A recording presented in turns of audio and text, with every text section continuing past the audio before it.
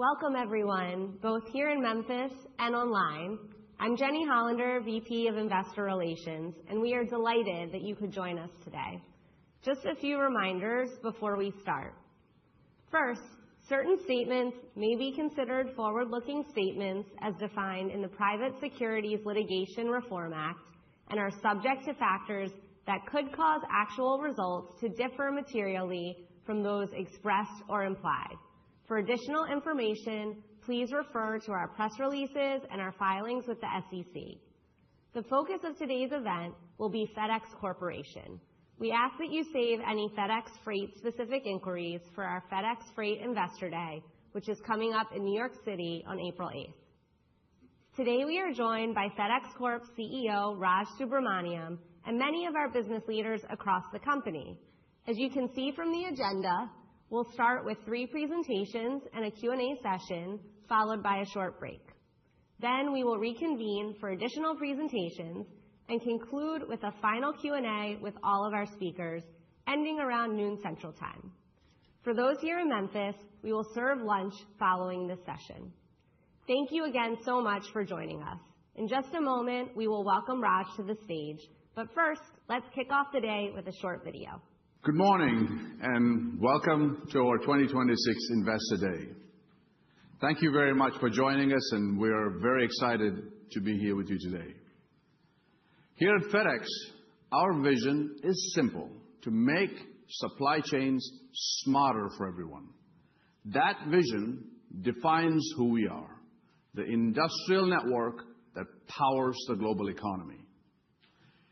Day in and day out, our unparalleled network moves the goods that matter most with the speed, precision, visibility, and reliability that modern commerce demands.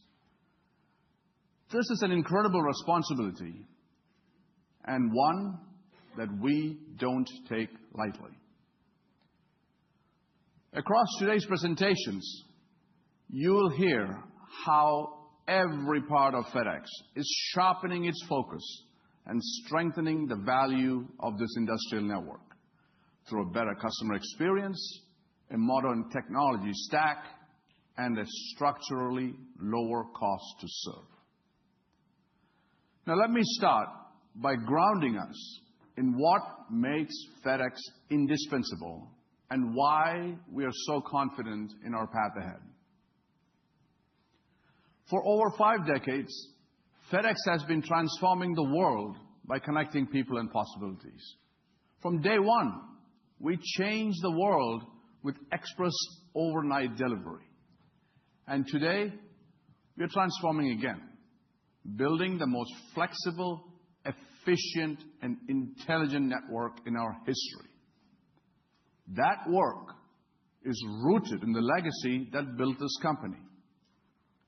Fred Smith's vision created the foundation on which generations of FedEx team members have innovated, executed, and earned customer trust. We honor that legacy by carrying forward the people service profit principles that have always defined FedEx: innovation, integrity, and a deep commitment to our people and our customers. Today, FedEx operates one of the world's most valuable industrial networks, the backbone of global supply chains. We move high-value, time-sensitive, and highly regulated goods that power essential industries like healthcare, automotive, aerospace, technology, and manufacturing. These are markets that reward the capabilities of an industrial network built for time-critical, high-value shipments. And they create meaningful opportunity for high-quality, profitable growth. Few companies can match the physical infrastructure and the capabilities that we offer. FedEx connects more than 99% of global GDP, transports approximately $2 trillion of goods every year, and delivers more than 17 million packages each business day. We have thousands of sophisticated facilities, a modern and flexible air fleet, hundreds of thousands of vehicles and extensive regulatory and customs expertise that support global commerce. This infrastructure, plus the deep expertise that runs it, is what enables reliability at scale. It's also what allows us to take on the most complex, time-critical shipments in the world day after day. And behind this network is our global team. More than 500,000 employees whose commitment to safety, service, and excellence is at the core of the trust our customers place in us. Let's now take a moment to bring that to life.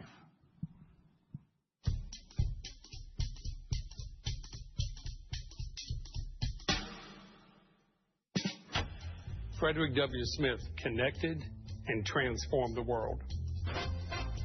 But to me, his greatest achievement is the culture he built at FedEx. Fred ignited a passion in this team. To innovate boldly, collaborate broadly, and evolve constantly. To deliver what's next for our customer, communities, and the world. Our company spans over 220 countries and territories. Yet our 500,000 global team members are united by our purple promise. To make every FedEx experience outstanding. At the heart of our ability to deliver our purple promise is our people, service, profits philosophy. Our founder understood that if you take care of people, they will take care of customers, producing profits that are then reinvested in our people. We bring our PSP culture to life through our unwavering dedication to safety, service, and innovation. We deliver value by living and demonstrating our cultural values. Kukuandana, magpasyang gumawa ng mabuti. All outstanding. कारोबारी नताइज को बेहतर बनाना. وتصنع الفرق. What's next? The smarter supply chains for everyone. Today, we're forging a new future by combining our physical network with data, AI, and our logistics intelligence to optimize and orchestrate and help our customers work smarter, faster, and become more connected than ever.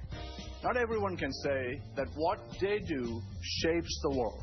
But we can. We can. We can. We can. And we will. Our culture is more than what we do, it's who we are. We connect people and possibility. And we will always look for new ways to deliver prosperity and progress.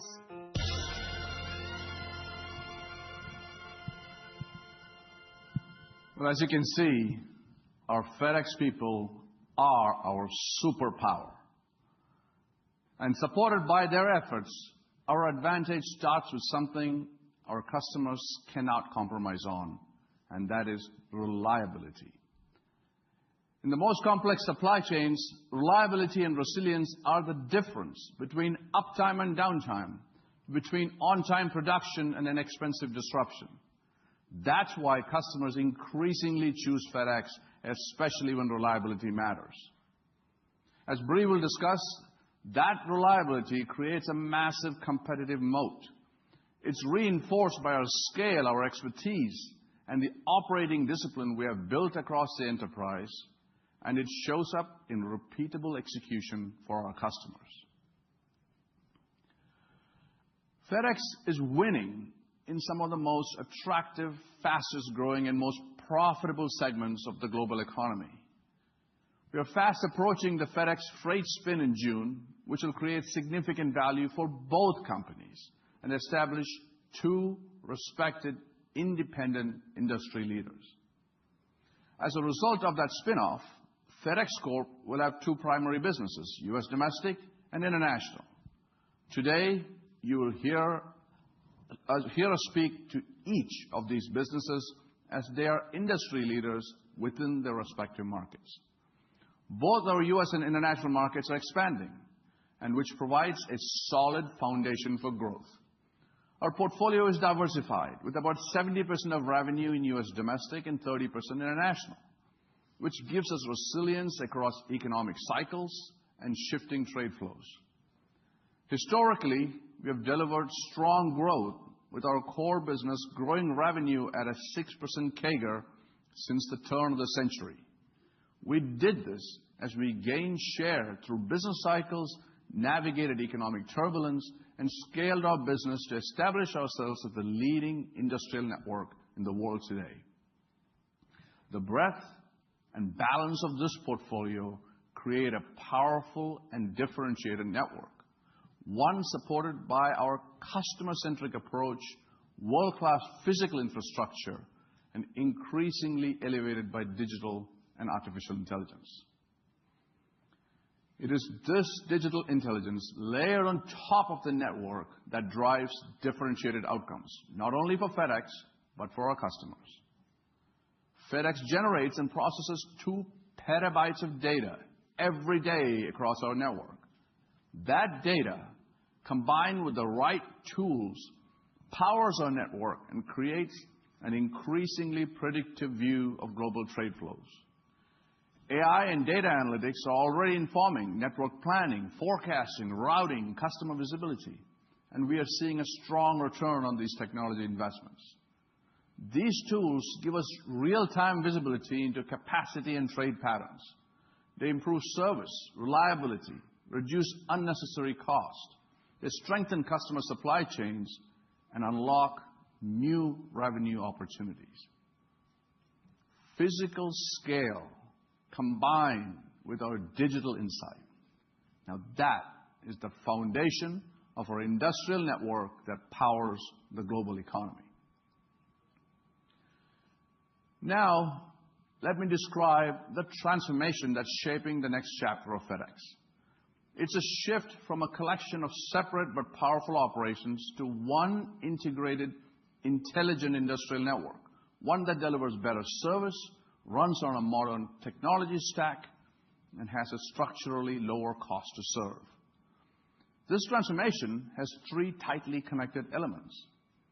First is network transformation, how we physically redesign the way packages move through our integrated air and surface network. Second is our digital transformation, which is underpinned by our digital backbone and AI capabilities. We are shifting human-coordinated workflows to intelligent orchestration, standardized, digitized, and AI-enabled, driving faster response, fewer exceptions, and lower cost to serve, which will drive strong financial outcomes. And third is organizational transformation, how we are coming together as a united company with a world-class workforce and culture. With one FedEx at the center, these 3 elements reinforce each other, and together they unlock a superior experience for our customers and drive better financial results. That's how we will succeed and make supply chains smarter for everyone. This is not theoretical. We've already made real structural changes to how FedEx operates. Over the last several years, we have built a new way of working with Drive, unified key elements of our air and surface operations under Network 2.0, and strengthened the digital infrastructure that gives us visibility and control across the enterprise. From FY23 through FY25, we delivered $4 billion in structural savings across air, surface, and G&A. Network 2.0 and associated One FedEx initiatives are expected to deliver another $2 billion in savings by end of 2027. Through FY25, we optimized hundreds of locations as we integrated US and Canada Express and ground surface operations, and we completed the Network 2.0 implementation in Canada. Drive, which started as a structural cost reduction effort, now defines our planning, our decision-making, and our performance cadence. And even as we navigate volatility, including meaningful headwinds tied to global trade policy changes, this operating model has helped us enhance profitability and service. Earlier, I described the transformation triangle: network, digital, and organizational, with One FedEx at the center. Our strategic priorities through 2029 are the bridge from architecture to action. The 4 strategic priorities are how we activate that transformation, turning the elements of our transformation into an execution plan with clear accountability and measurable progress. First, we are prioritizing growth in high-margin verticals, targeting high-value B2B and specialized B2C, as well as premium global air freight. We'll concentrate our commercial energy where customers value speed, precision, visibility, and reliability over the lowest price. That includes healthcare, where compliance and cold chain capabilities matter deeply. Automotive, where time-definite cross-border moments keep production lines operating. Aerospace and data center customers, where uptime depends on precision. Second, we'll build on our data and technology-led advantage, scaling our digital backbone, AI, and automation to enhance customer value and strengthen operational leverage as we move up the value chain. Technology and data are fundamental differentiators that elevate the performance and value of our entire industrial network and allow us to reach our full potential. We're operating in a world where the pace of change is increasing, and our data-driven solutions enable us to better support our customers irrespective of the operating environment. Third, we will continue to transform our operations, modernizing and optimizing our leading industrial networks so we better serve our customers at a structurally lower cost to serve. In the air network, we are evolving Tricolor to align aircraft type, operating model, and demand, driving improved density, cost efficiency, and flow-through. In the surface network, we are modernizing facilities, consolidating where appropriate, integrating station footprints, and advancing Network 2.0. Internationally, the transformation is centered on Europe, which is our largest long-term value unlock. We are re-engineering the network. We're streamlining operations, driving end-to-end process efficiency, right-sizing our infrastructure, and improving our service mix. And fourth, we will deliver ongoing efficiency gains, continuing to embed the DRIVE way of working and the One FedEx operating model as permanent disciplines that support durable value creation across the enterprise. Together, these priorities reinforce one another. They focus our commercial strategy. They power the network with intelligence. They keep driving structural cost to serve improvement. As our strategy takes hold, it enables us to move up the value chain and exert greater control over the physical and digital journey and capture value at every point along the way. And this will translate our transformation into profitable growth, higher margins, stronger cash generation, and increased returns. Now, I'm certain that many of you have seen the announcement of our participation in a consortium that's making an offer for all shares of InPost. InPost is a high-growth, very profitable European out-of-home delivery enabler specializing in automated parcel lockers. It offers a broad network of lockers, pick-up and drop-off locations, and doorstep delivery options, providing an innovative platform for profitable B2C growth. While high-value B2B verticals are a core priority within our profitable growth strategy, our commitment to providing excellent service to consumers around the world remains unchanged. InPost has a strong presence and highly profitable track record in Europe's out-of-home delivery segment, complementing our strategy well. Together with InPost's leadership and our fellow consortium members, we see a clear path to improving the efficiency of B2C last-mile operations, enhancing returns, and better serving our global customers across Europe. This transaction is expected to be accretive to our earnings in year one after completion, which is targeted for the second half of calendar year 2026. Importantly, FedEx and InPost will not integrate operations and will remain competitors, each operating in their markets and segments. Bigger picture, investing in InPost is a direct lever to help improve the financial performance of our European operations. It will allow us to participate strategically in the rapid growth of out-of-home parcel delivery across key European markets, taking a specialized approach to B2C growth on top of our ongoing focus on growing B2B high-value verticals. Walter Roels, the President of our European operations, will discuss the commercial and financial dynamics of this transaction in more detail later this morning. Now, taken together, our 4 strategic priorities, our participation in the consortium offers another lever to drive improved financial performance. Anchored on our solid performance in FY25 and a strong start in FY26, today we're introducing our financial plan through 2029 for FedEx Corp, excluding FedEx Freight.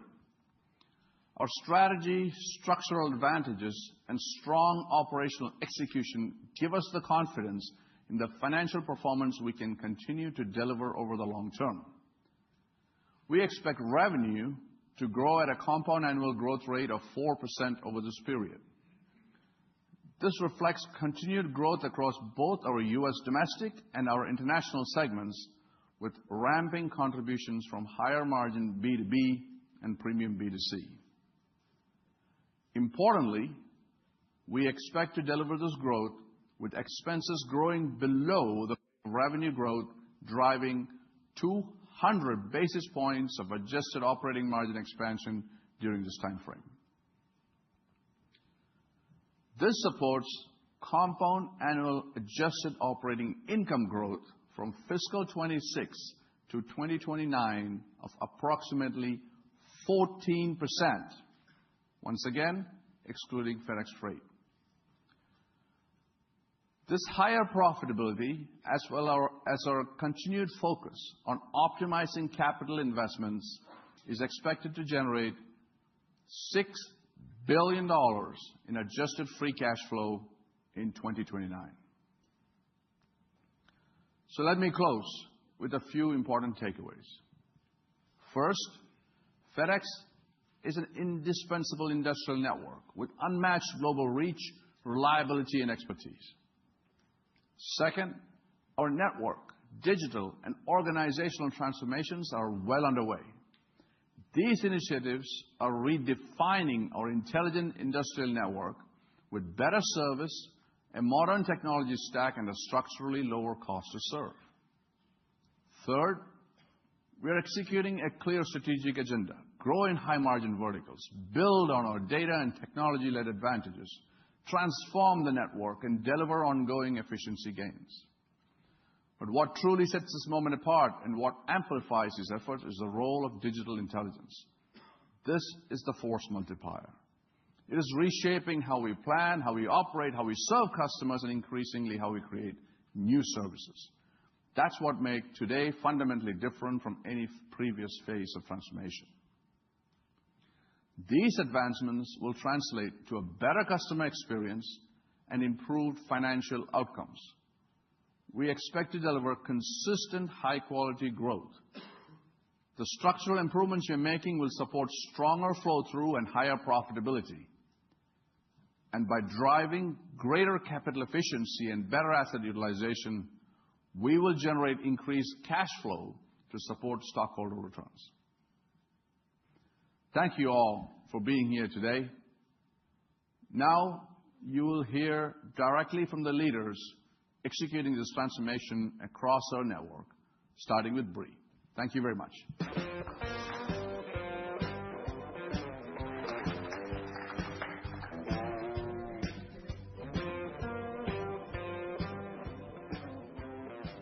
Good morning. I am excited to be here with you today to share our commercial growth strategy.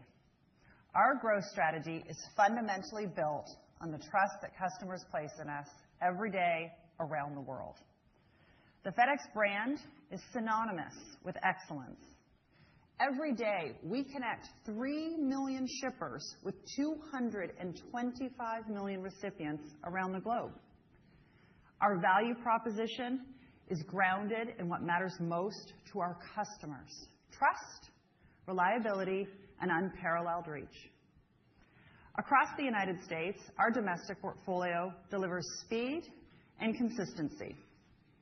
Beyond delivery, we bring visibility, data-driven optimization, and deep operational expertise. Internationally, we differentiate through global trade expertise, digital innovation, and industry-leading clearance capabilities. It sets us apart in every single market we serve. We simplify international commerce for our customers by managing regulatory complexity, reducing transit variability, and providing real-time insight from origin to destination.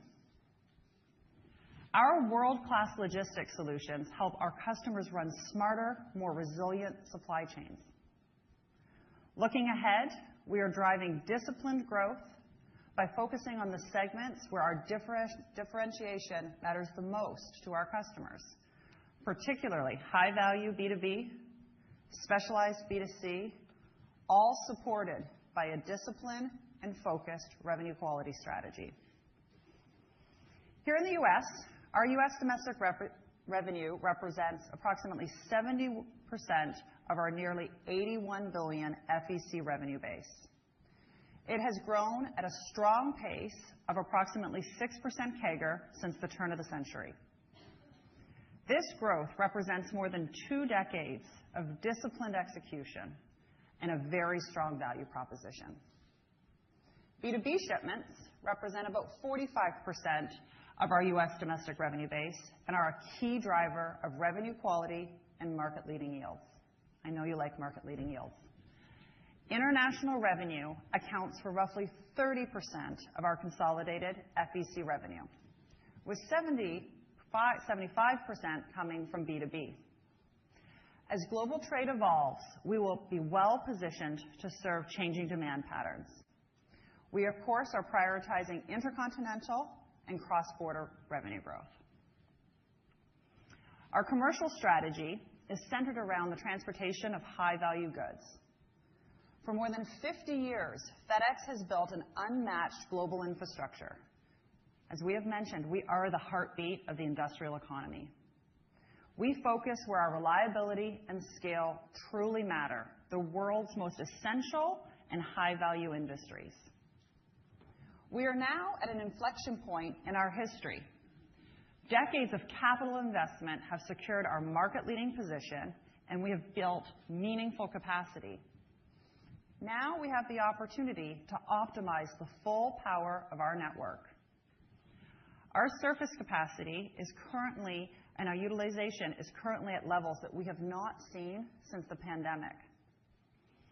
We will go with customers who value the speed, flexibility, and reach that our network provides them. This will provide strong yield performance, and we will continue to deliver superior value in the market. We are very, very focused on B2B growth, especially 4 key verticals: healthcare, automotive, aerospace, and the booming data centers market. Our target verticals represent a combined $130 billion of market opportunity, and these markets are growing faster than GDP. While each B2B market does have its own unique needs, what we see is that they share similar requirements for high-value, time-sensitive requirements, and they all require digital visibility, clearance expertise, and the ability to move large and complex items. We are targeting $6.5 billion of incremental B2B growth, with $3 billion of that growth coming from new B2B volume. By capitalizing on this growth, we will expand our B2B share and drive significant operating leverage through to the bottom line. Embedded in our B2B strategy is the growth in global air freight.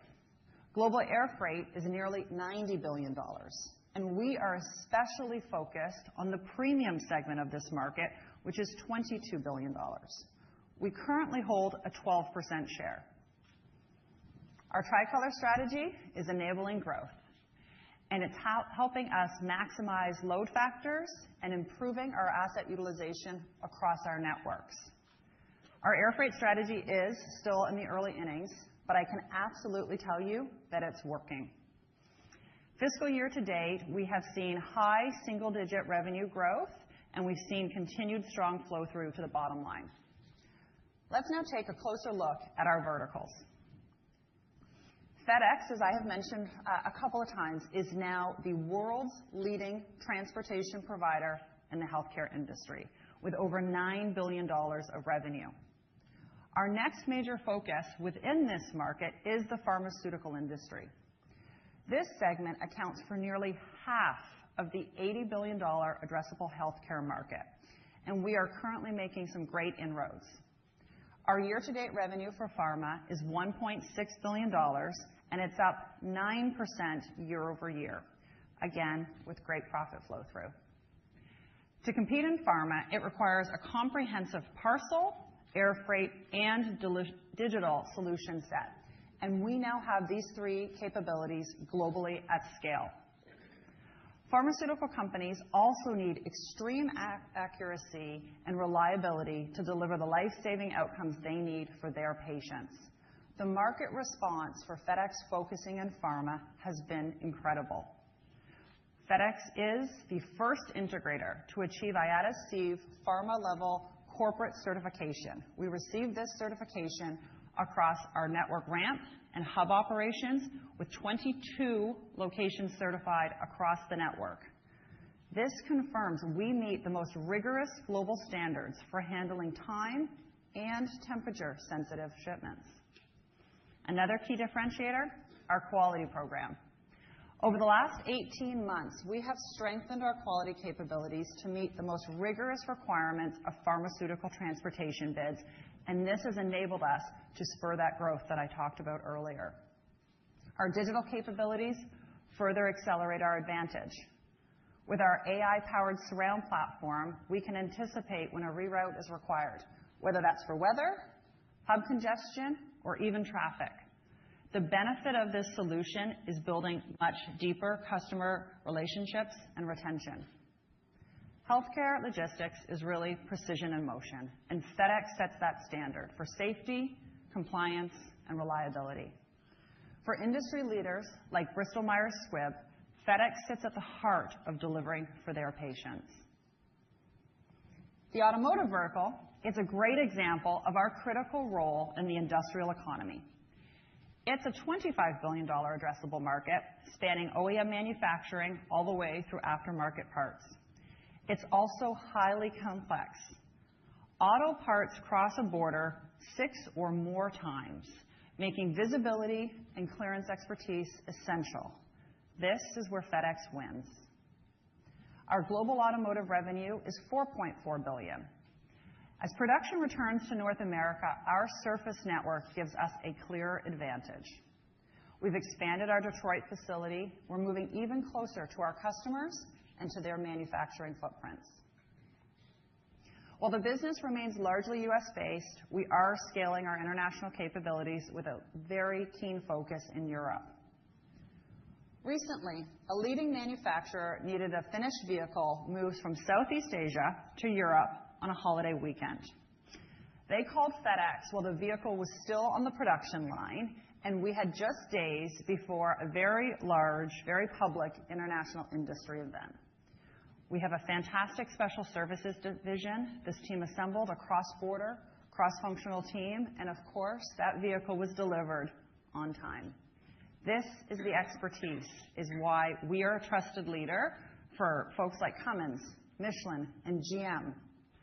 And a great example of that is also that GM has named FedEx the Supplier of the Year for the last 6 of 7 years.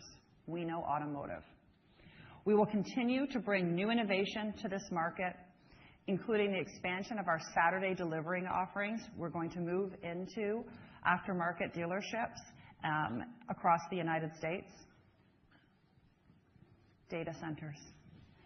FedEx is enabling the AI revolution from the ground up. We are moving everything from high-value semiconductor chips all the way to very large servers. We are extremely well positioned to benefit from the wave of capital investment that we've heard about across the world. Some estimates are between $500 and $525 billion of capital investment in this space in 2026 alone. So we can conservatively estimate a $7 billion addressable transportation market, which is focused on data center and IT service equipment. These shipments are bulky, they are very high value, and they require the specialized expertise that we have had for decades. A large amount of these components are produced in Asia and shipped into North America. We are the market leader on the Trans-Pacific lane, and so we are poised to outpace market growth given our leading position on this lane. We've launched a new specialized data center sales team to establish FedEx as the leader. I saw it firsthand in Taiwan in January. This team is amazing. We are very excited about this opportunity. Aerospace. Our aerospace revenue is nearly $1 billion, and we are gaining momentum in this $11 billion addressable market. We support the entire value chain, from OEM airframes all the way to critical component suppliers.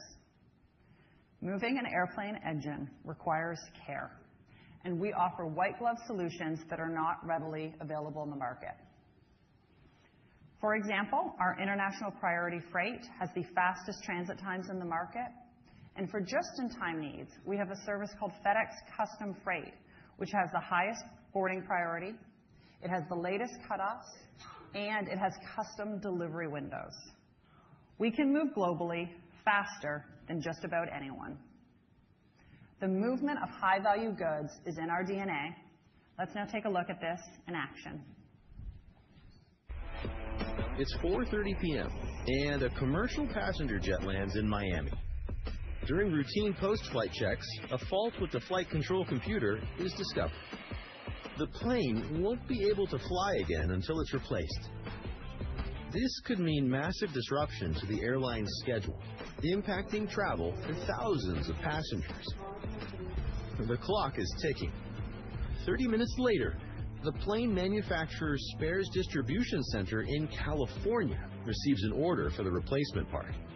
Time is of the essence, and FedEx first overnight service is selected. It's FedEx's earliest next business day delivery service, providing early morning arrival, ideal for critical time-sensitive shipments. And shortly afterwards, our courier picks it up.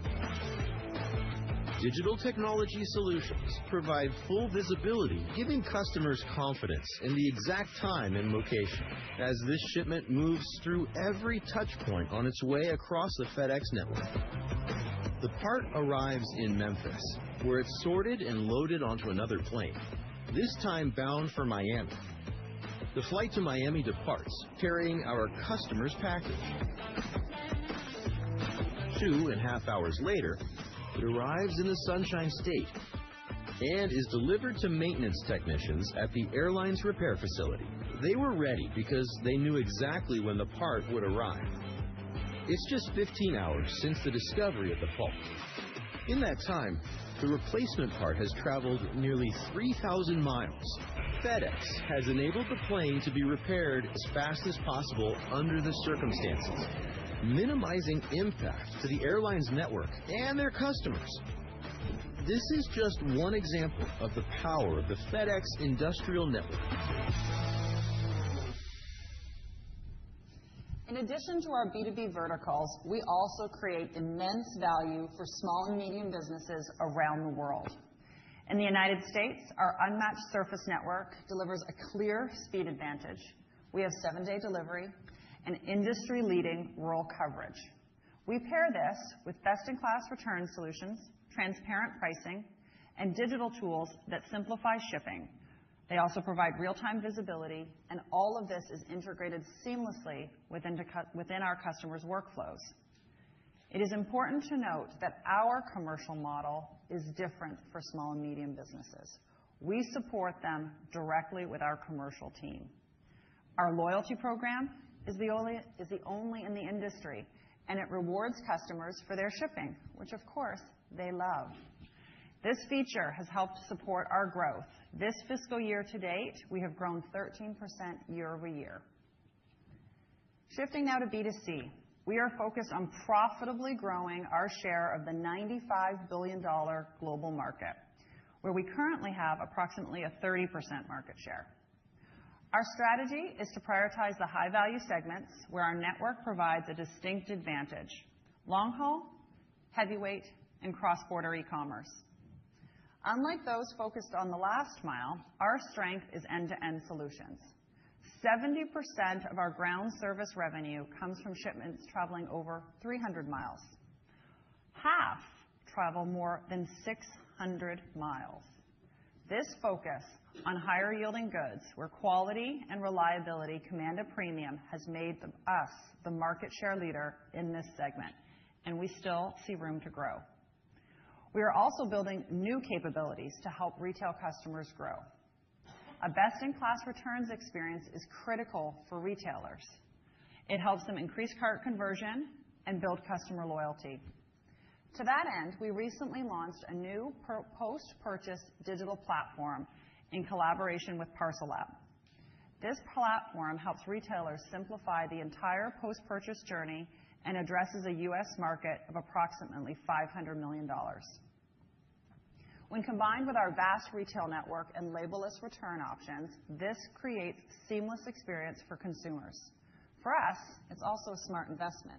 We love a return as it shows up in our network as a profitable B2B move. We expect to deliver low single-digit growth in B2C volume through 2029 and are ensuring the growth is both sustainable and profitable. We are confident this focus on key B2B verticals, SMBs, and high-value B2C is the right strategy, a strategy that will deliver strong financial outcomes. We are targeting a 4% revenue CAGR through 2029, or $13 billion in top-line growth, and that is versus an assumed fiscal year 26 baseline of approximately $85 billion for FedEx Corp, excluding FedEx Freight. We expect our U.S. domestic segment to generate $8 billion of revenue growth, up 4%, and our international segment will deliver $4 billion, also up 4%. We expect an additional $1 billion will come from FedEx Office, Logistics, Supply Chain, and DataWorks. Importantly, for FEC, we expect incremental revenue to be split evenly between yield and volume, each contributing $6 billion through 2029. Through a disciplined and differentiated strategy, we will generate premium revenue and drive sustained, strong bottom-line flow-through. For the last 20 years, we have taken market share while maintaining market-leading yields. Our customers feel the FedEx difference. They see the consistency of our service, the reach of our network, and the strength of the technology behind it. They choose FedEx because we help them compete and win. That trust drives deep demand, strong customer loyalty, and scalable long-term value creation. The FedEx of tomorrow will build on these strengths, powered, of course, by our incredible team around the world who every day work to deliver the Purple Promise. The Purple Promise, of course, is to make every FedEx experience outstanding. From vaccines to high-value auto parts to GPUs, FedEx moves what matters most. Thank you for your time, and I will now turn it over to my partner, Vishal. Thank you.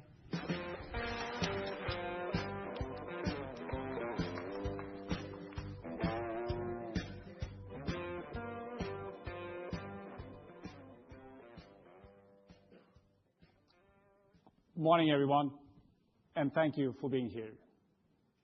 At FedEx, our ambition is simple and bold: to make supply chains smarter for everyone.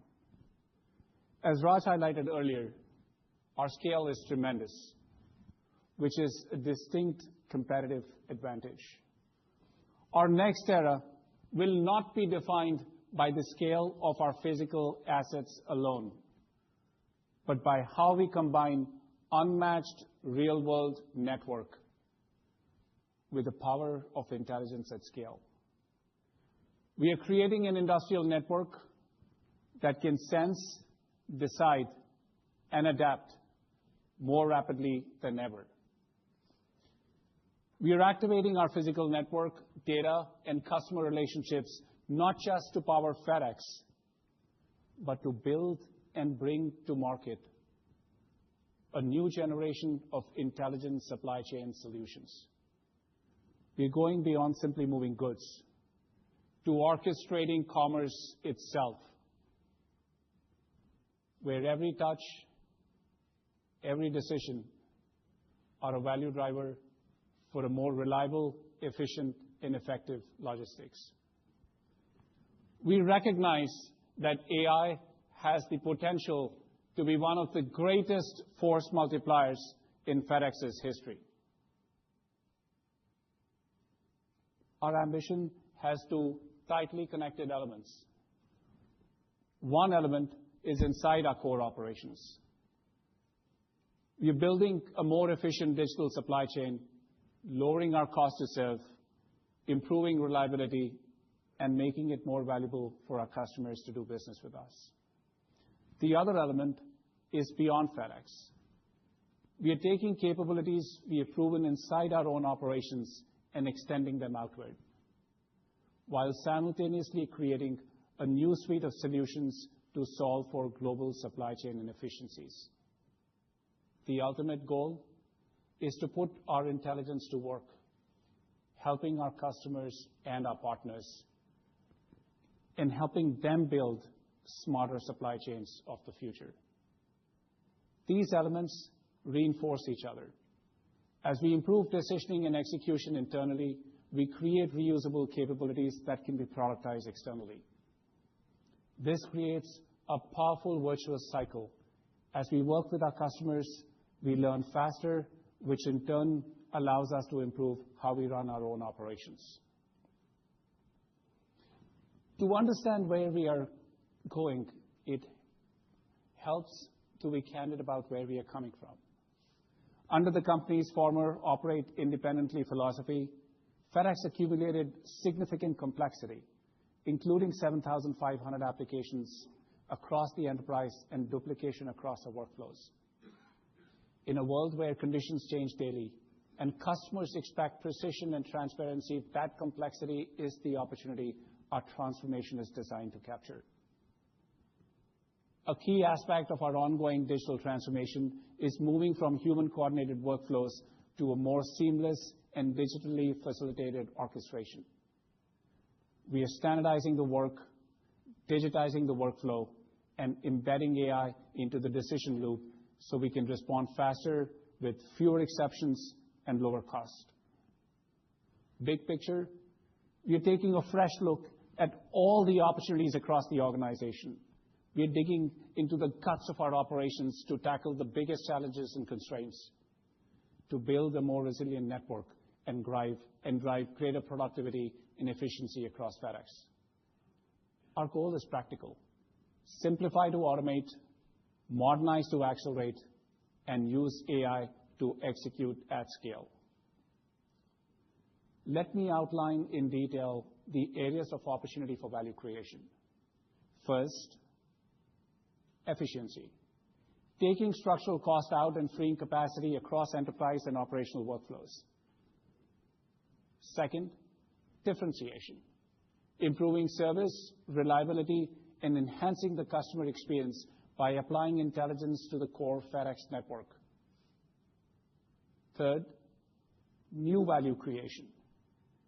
Through FedEx DataWorks, we are extending proven FedEx intelligence to move up the value chain with customers, helping them coordinate their supply chains and creating new high-margin digital revenue streams.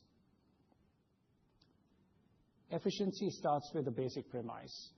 You can't scale automation or AI on top of fragmented processes. Process simplification under one FedEx is what makes speed to value possible. It reduces handoffs, minimizes variation, and creates clear, repeatable workflows that technology can automate. For example, one way we are navigating global trade volatility is by transforming our demand and capacity management.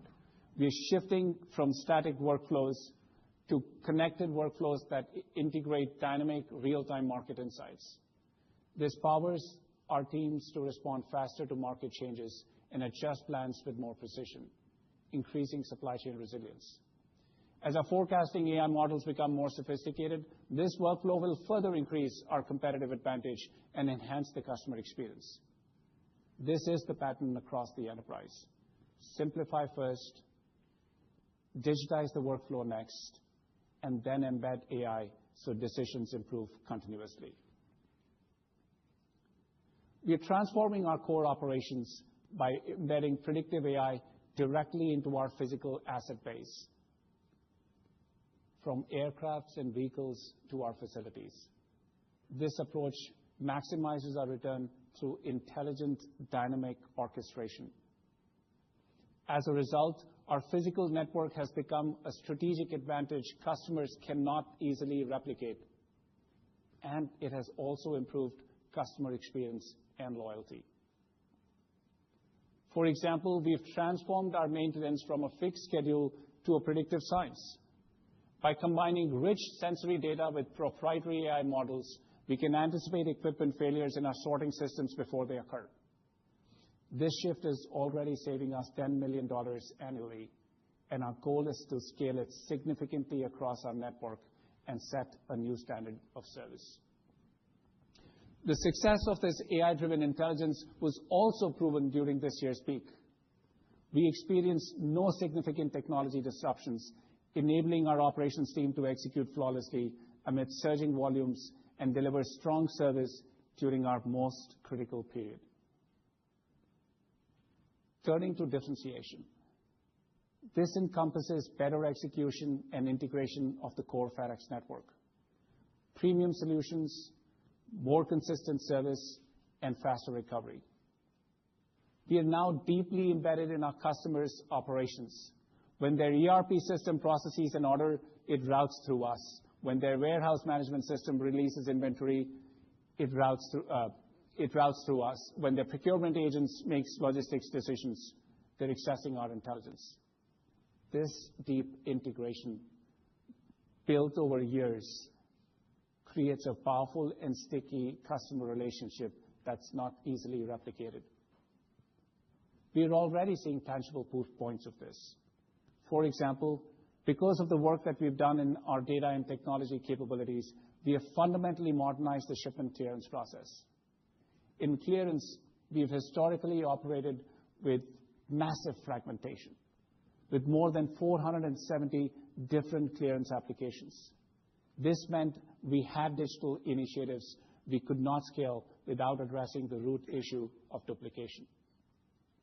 By leveraging a streamlined, powerful suite of tools, including Express Clear, Broker Butler, and FedEx Import Tool, we sustained high performance through a massive surge in brokerage filings after the U.S. de minimis rule ended. Our technology, combined with our experience in regulatory compliance, enabled us to ensure consistent, compliant processing at scale while improving the quality of customer data. As a result, despite the surge, we were able to maintain operations, make faster and more accurate decisions, and deliver for our customers. This is exactly the kind of capability we focus on scaling: measurable, repeatable, and tied directly to superior customer service. Now let's talk new value creation through FedEx DataWorks. FedEx DataWorks generates 2 petabytes of data daily, capturing every scan, movement, and customer interaction. The opportunity is not only the data volume, it's converting that information advantage into predictive signals and coordination capabilities that create value for customers. DataWorks, as I mentioned, is designed to move up the value chain. This is a fundamental shift for FedEx. We're combining our physical network and our expertise with our unique data and customer trust to create a new class of higher value, higher margin services. As a result, we are moving beyond delivery to becoming a true partner in orchestrating our customers' entire supply chains. In today's dynamic world, customers expect faster, smarter, more resilient supply chains, which creates a significant opportunity for us. And the opportunity is massive because global supply chains remain fragmented. Most participants still optimize locally, lacking the shared visibility for effective end-to-end coordination. The result is a coordination gap that traps capital and causes systemic delays. Based on one estimate, the cost is staggering. An estimated $1.8 trillion is lost annually to inventory distortions like out-of-stocks and overstocks. FedEx has a differentiated right to win here because we uniquely combine first-party operational data with the physical network required to execute actions, not just recommend them. Entering this market will not only allow us to provide better solutions for our existing transportation customers, but it will also significantly expand our customer base into new segments. We expect value creation associated with DataWorks to evolve over time. We are focusing on data intelligence and insights, turning FedEx operational signals into predictive insights and benchmarks embedded into customer workflows, including through partners and existing systems of record. Our recently announced partnership with ServiceNow and Dun & Bradstreet marked the beginning of this journey. Next, productized capabilities. We are extending proven internal tools like route planning, risk, or customs intelligence capabilities as modular offerings. And finally, orchestration. We are coordinating action across multiple parties. This is a longer arc, and we will be selective, prioritizing use cases where we can demonstrate measurable customer outcomes and attractive economics. Now let's shift to how we are executing the changes needed to deliver on our full potential. Our digital transformation execution engine is powered by 4 pillars, designed to improve FedEx for team members and customers worldwide, while also strengthening supply chains globally. These include 1, reinventing business process to shape a unified One FedEx future state, modernizing technology to integrate AI, data, and engineering, embedding and scaling AI through a strong data and responsible AI foundation, and lastly, building the talent and governance to sustain it. Those are our strategic priorities for data and technology. They're also the execution engine that turns opportunities into measurable outcomes. Strategic priority 1 is to reinvent the business process. We know complexity is the enemy of scale. You simply can't automate processes that vary widely, and you can't embed AI to get consistent results. Business process reinvention reduces fragmentation and complexity by creating digital-first roadmaps and a unified business architecture for One FedEx. It leads all transformation efforts by defining the preferred future state for processes and systems across the enterprise. As an example, we have consolidated 9 sort processes into a single streamlined workflow and have simplified clearance processes by using digital self-service and AI to replace hundreds of legacy applications. And we are well on a path to streamlining 100% of our enterprise workflows with scale adoption across all regions.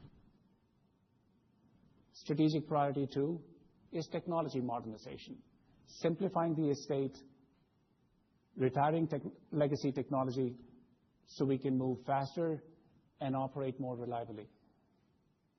Simplifying our processes enables us to modernize our technology and eliminate complexity. We are actively replacing hundreds of redundant legacy systems with a more agile, cloud-first platform. This has already reduced our application footprint by 30%, with a plan to get to 50% by 2029, with near zero redundancy. This is how we reduce run cost, improve resiliency, and increase speed to deliver new capabilities. Strategic priority 3 is to embed and scale AI. And our AI journey is well underway. For years, we have invested in predictive and prescriptive analytics, robotics, and automated systems to strengthen our operations. But the real shift began when we built Atlas, our enterprise data platform, which today houses a substantial portion of FedEx's data and supports more than 200 AI use cases across our business. By the end of 2027, we plan to consolidate 100% of our data into Atlas. This data foundation enables us to responsibly provide real-time predictive insights for every decision across the enterprise. Now, as AI technology matures, we are moving beyond isolated projects to a single unified AI foundation. This platform combines our trusted data and governed models with autonomous agents, all guided by our responsible AI framework. This is how we scale these powerful capabilities across the business safely and without increasing risk. Our system-level approach to trust is also why we have joined the Hedera Council. Alongside other industry leaders, we are helping govern a shared digital network where data is verified and trusted at a global scale. But our strategy is just not about building foundational technology. It's about applying it where it matters most.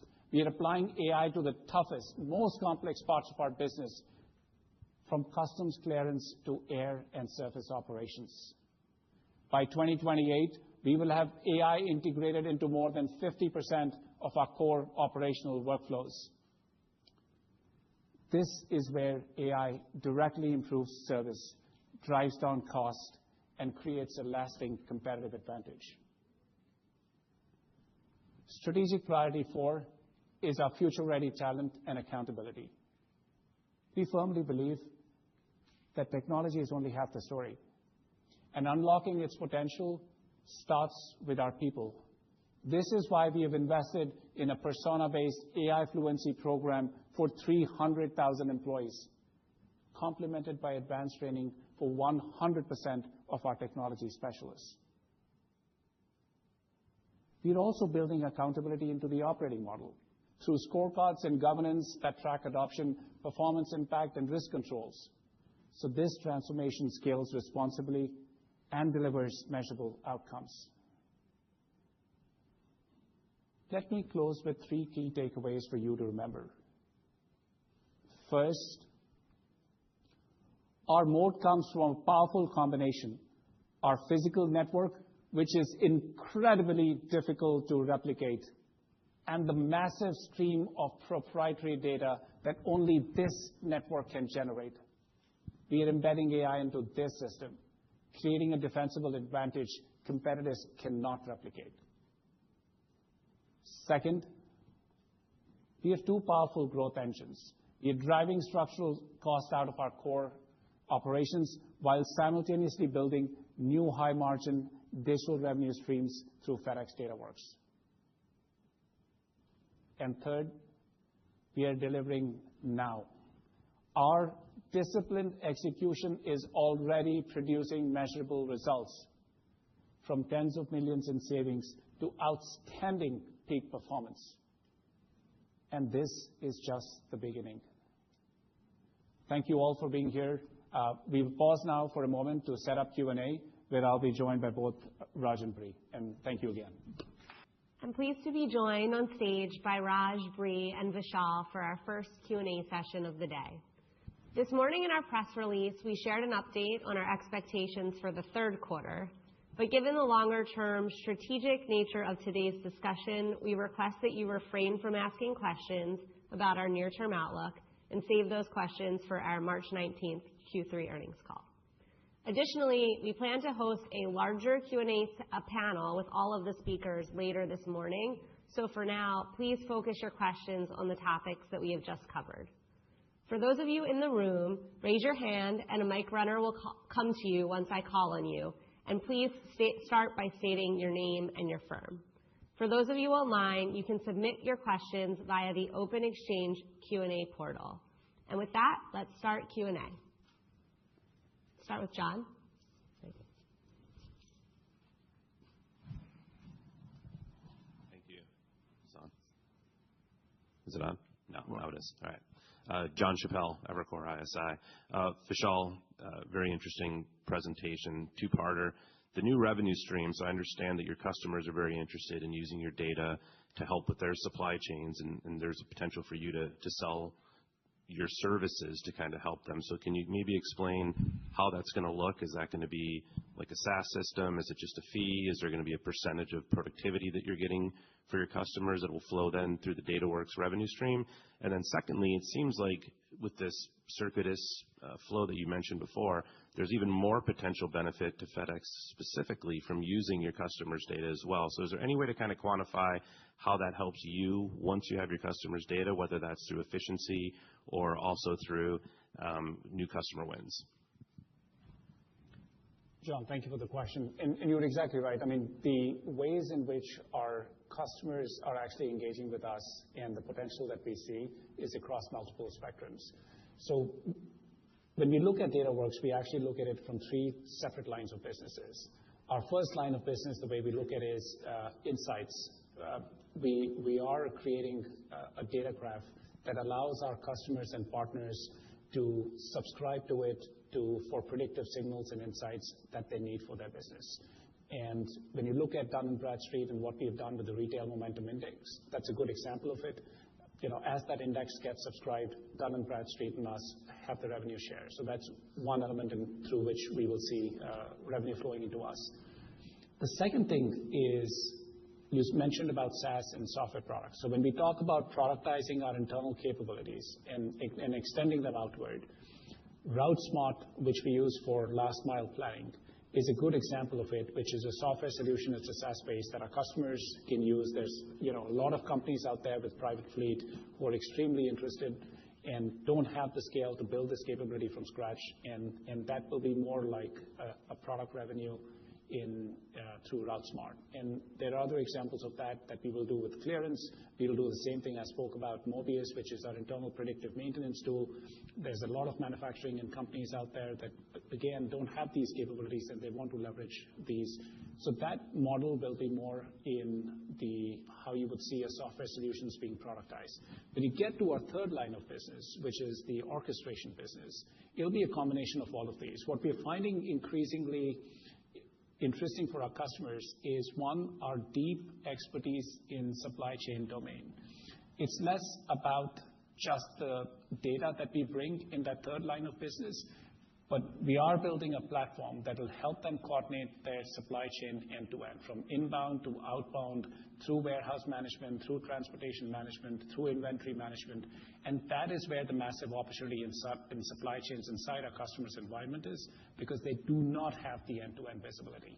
And there, we haven't yet locked in on what is going to be our exact pricing model, but that's what we're working on. It could be SaaS-based, it could be outcome-based, it could be fee-based, but those are the things that we are working through. And right now, what we've realized is the customers are actually open to all of them because there's just so much value in that space. Chris?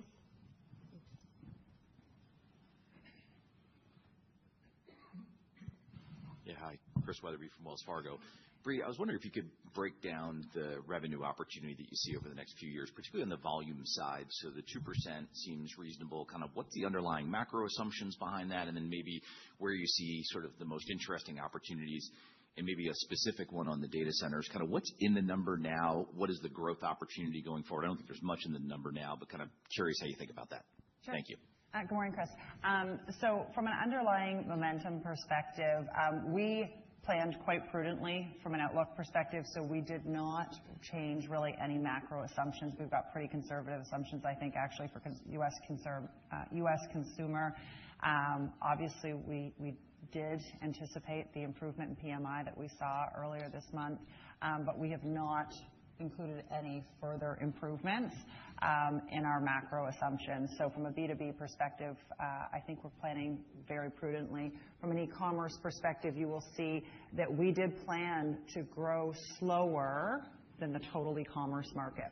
That is intentional. It allows us to be really specific about where and when we want to play. It will allow us to take market share in the heavier weight, intercontinental, and long-distance e-commerce.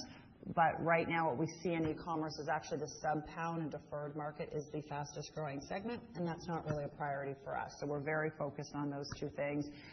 From a data center perspective, we actually, in the front half of this year, it is not material. I got asked that question a couple times last night at dinner, is we are starting to see a lot of customer demand. What is really exciting about this market is that it's booming, and there are very few kind of norms set. I was in Taiwan the first week of January, and it was really interesting because I went in to do, a bigger, longer-term conversation with a potential customer, and they wanted to ship a server that week. That's how quickly things are moving. When I asked about their clearance, how they wanted, who was the importer of record, who was going to be the payer, none of that was established. It was like, what's easiest?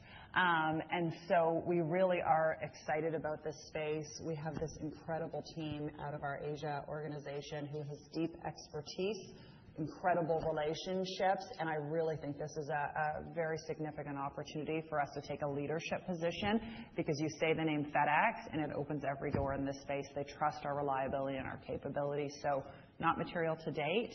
And then when you look at the distribution from our B2B growth of that revenue, we really see it's pretty evenly distributed, but I will say healthcare is the largest proportion. Richard?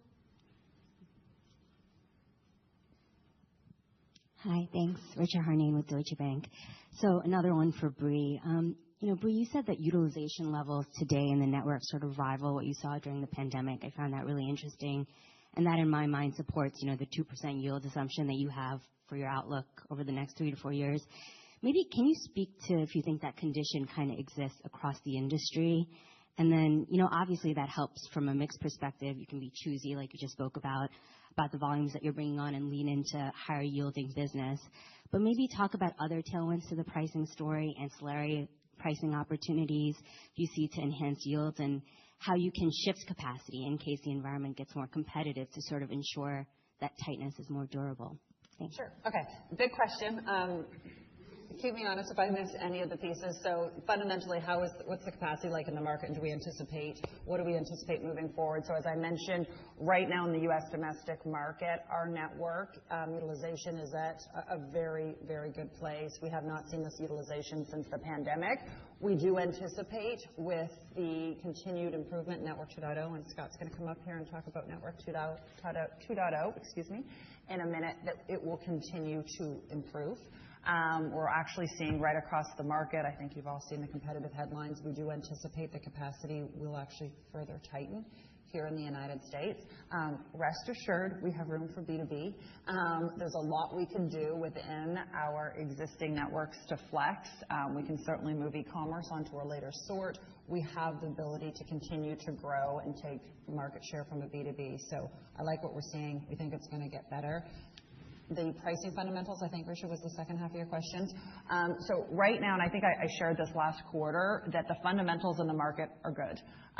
Year over year, we have absolutely seen a better pricing environment. It's always competitive, but it is certainly better than it has been, and we feel really good about it. I think what's really important is that you are seeing structural changes to pricing. My favorite example is the peak surcharge. I don't think it gets enough airtime.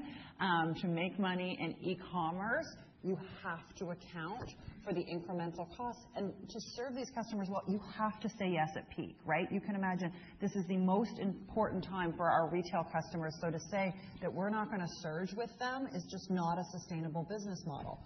Peak surcharges are a win-win. It lets them sell at Christmas, and it allows us to bring on the resources profitably to do that. So from a pricing perspective, you are seeing structural changes. We've made significant improvements in peak.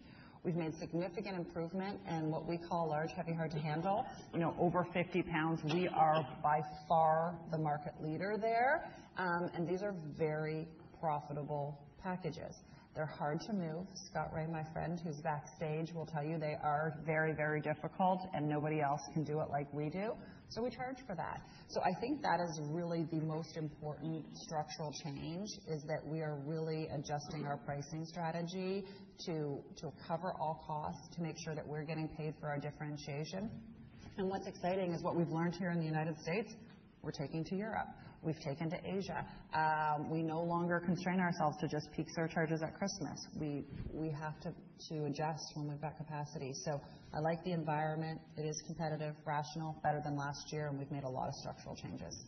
So let me take one moment to brag on Brie here. I think revenue management is a very tricky business, especially in a network business like ours. And we have always done a very good job of that, and we kept our yields higher than the industry average for a long, long time. She's taken it to another level. We have got the best process in the business, and it's just a huge kudos to Brie and her leadership in making that happen. Thank you. Jordan?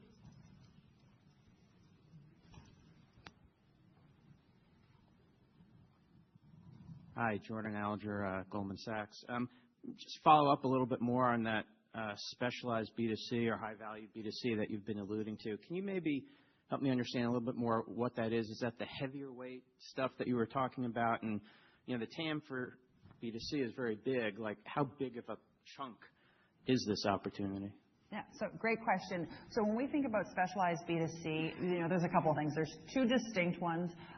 Small and medium customers who generally don't have multiple fulfillment locations, and so they do tend to longer zones, which again, as we just talked about, is the vast majority. The second is anything. And when we say heavyweight, we are the dominant market share leader for over 50 pounds. We are also incredibly competitive, 2 pounds and up. And so we do look at sort of everything from a weight perspective is definitely a consideration. And then the third factor is what's the value of the good, right? If you're shipping T-shirts, FedEx might not be for you. But if you are shipping Oura rings, FedEx is for you. I know my friends at Oura would be okay with that one. So those are really the three components. And then you layer on the international element because, again, we're very well positioned in luxury goods, which is a very nice segment in that. So within the $95 billion, we've got 30% market share. And I see a good trajectory to take another couple of points of the period that we're talking about. David?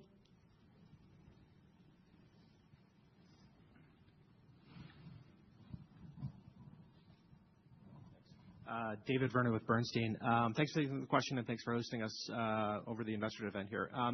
So as you think about the improvement in the international margins from 3.6% to 8%, can you talk a little bit about which regions are driving that? Is that an Asia-Pacific sort of maybe moderating because of trade flows and Europe getting a lot better? And can you talk a little bit more specifically about how the commercial relationship that you envision with InPost is going to affect sort of margins, profitability, productivity inside of Europe? Thanks. So let me start, and then Brie can add on here. I think of the $1.4 billion of improvement in international, $600 million comes from Europe. So that's the centerpiece of the strategy. Having said that, every part of the world is now an opportunity for FedEx, and we're going to grow everywhere. However, the trade patterns are very different, but it doesn't matter because of the scale network that FedEx already has. We're covering the globe. And so that, you're going to see later on in the presentations how we're talking about the rest of the world, and Richard is going to have a presentation about that. But we see significant growth in all parts of the world, but centered heavily on Europe, which is the majority of the profit improvement. What was the second question? Sorry? InPost.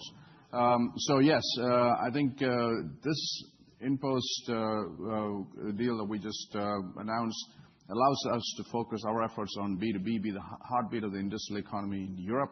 This is a complementary skill set, so to speak. And when after it's closed, we expect it to be accretive year one. Anything you want to add? No, I think that's all covered. Okay, thank you. Jeff?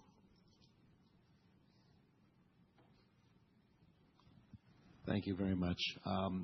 Terrific presentation. Thank you.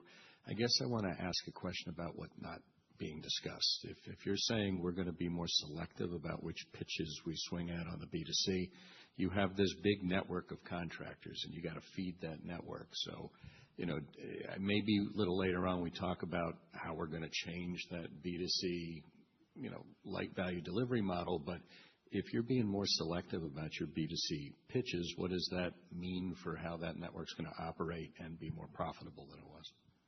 Well, I think first and foremost, like we just talked about, the network is full, so we're feeding our contractors, and they are very happy.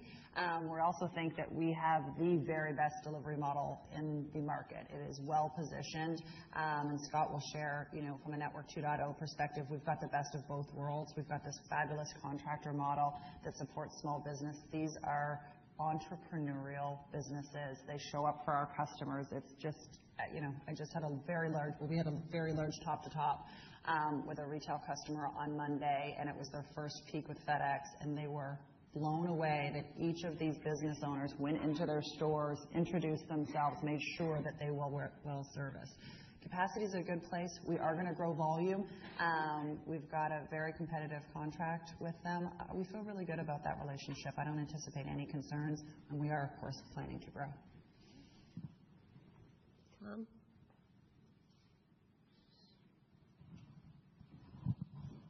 Great. Yeah, thank you. Tom Waterwood from UBS. So I guess I wanted to ask a little bit about the kind of sensitivities, like if things don't develop quite as you anticipate, the 2% volume versus 2%, price or revenue per piece, which are you going to kind of favor if the market doesn't grow as much or share gain? Like if that volume is weaker, will we get will you say we really need a 2% price? And then maybe for Raj, so that's for you, Bree, and for Raj, 200 basis points of margin improvement, that's pretty powerful for earnings. What if the 4% revenue growth is 2%, right? Because the volume's not quite there. Are there levers to still get that 200 basis points of margin? Okay. Thank you. We're going to have a balanced growth strategy. I think we have planned very prudently. I am confident that we can deliver both your yield and your volume. As I mentioned, we are going to go slower than market in B2C, so I'm comfortable with this. I think we can do the 4. And I think the quality of our revenue management practices is so high now that we can manage this mix very, very effectively. And the whole point of the transformations that I talked about is to build resiliency. And we have demonstrated that amply in fiscal year 26. This has been a most challenging set of circumstances that I have encountered in recent past in terms of the changing dynamics of trade. And yet, here we are delivering. This would be a very different scenario a few years ago, but it's only because of the transformations that are underway. And these transformations are only gathering strength as we move forward. We are on early innings on multiple levels of translation. So I'm confident that we can adjust to the market dynamics, and by CY29, these outcomes look well within reach. Do you think you can offset if you don't get the revenue piece? Or other things you can do? We can manage through it, but I think we can get to the place with the targets that we talked to you for end of CY29. This will be our final question for this Q&A session. Ken?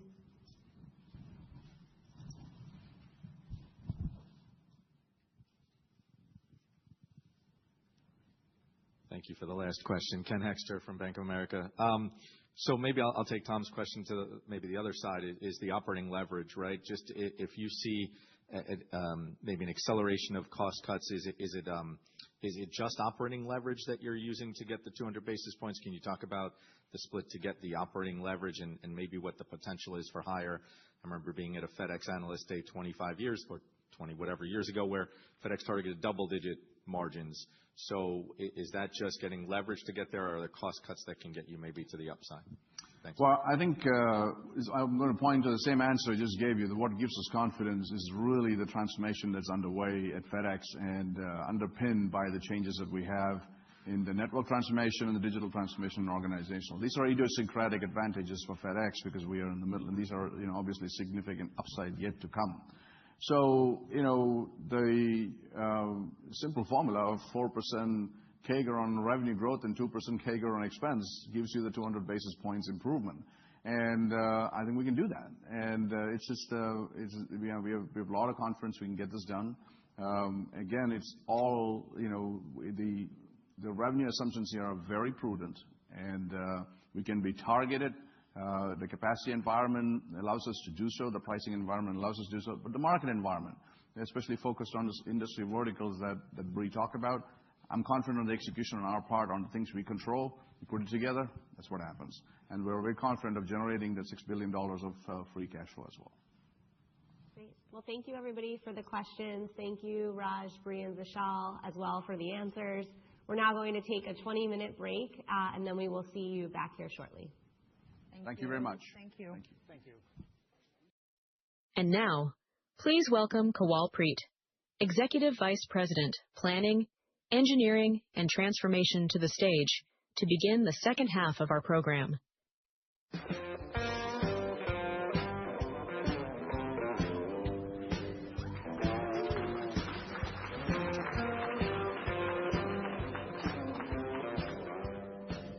Good morning and welcome back. I am Kawal Preet and I lead Global Planning, Engineering, and Transformation at FedEx. I moved into this role in October. I've spent close to 3 decades in Asia with FedEx, serving in engineering and operations, and more recently as the Regional President of Asia Pacific. This is a new role at FedEx, and let me tell you why it was created. It's about designing and building the FedEx of tomorrow. FedEx has long been the heartbeat of the industrial economy.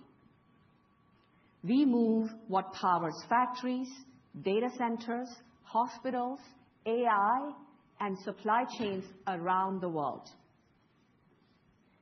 In a world focused on want it now, people forget the close to 10,000 or so miles of commerce where goods move across the globe. That's what we do best. We connect every point to every other point physically and digitally at global scale. And that infrastructure, built over decades, is more critical to the global economy than ever. FedEx has one of the world's most advanced transportation and logistics network. And my team's mission is to transform and unlock its full potential. As the world re-globalizes, we are moving beyond managing the pieces of the system to designing, building, and orchestrating the entire system for constant agility, ensuring we stay ahead of the world in motion. What we are doing at FedEx is a fundamental shift in how FedEx is creating value, resulting in a stronger enterprise and enabling resilient supply chains. My organization is responsible for designing the global network and driving the strategic transformation that is reshaping how FedEx operates worldwide. We build the architecture that enables FedEx to move smarter, faster, and with even greater precision. As Raj outlined, we are moving from strong but largely independent operations to one unified, technology-powered industrial network. A network defined by best-in-class service, a modern technology stack, and a structurally lower cost to serve. The world we operate in, defined by trade volatility, geopolitical shifts, labor constraints, inflationary pressures, and supply chain reconfiguration, demands a different architecture. That is why transformation is essential and an enterprise priority at FedEx. And it's anchored around three interconnected elements. First is our network transformation.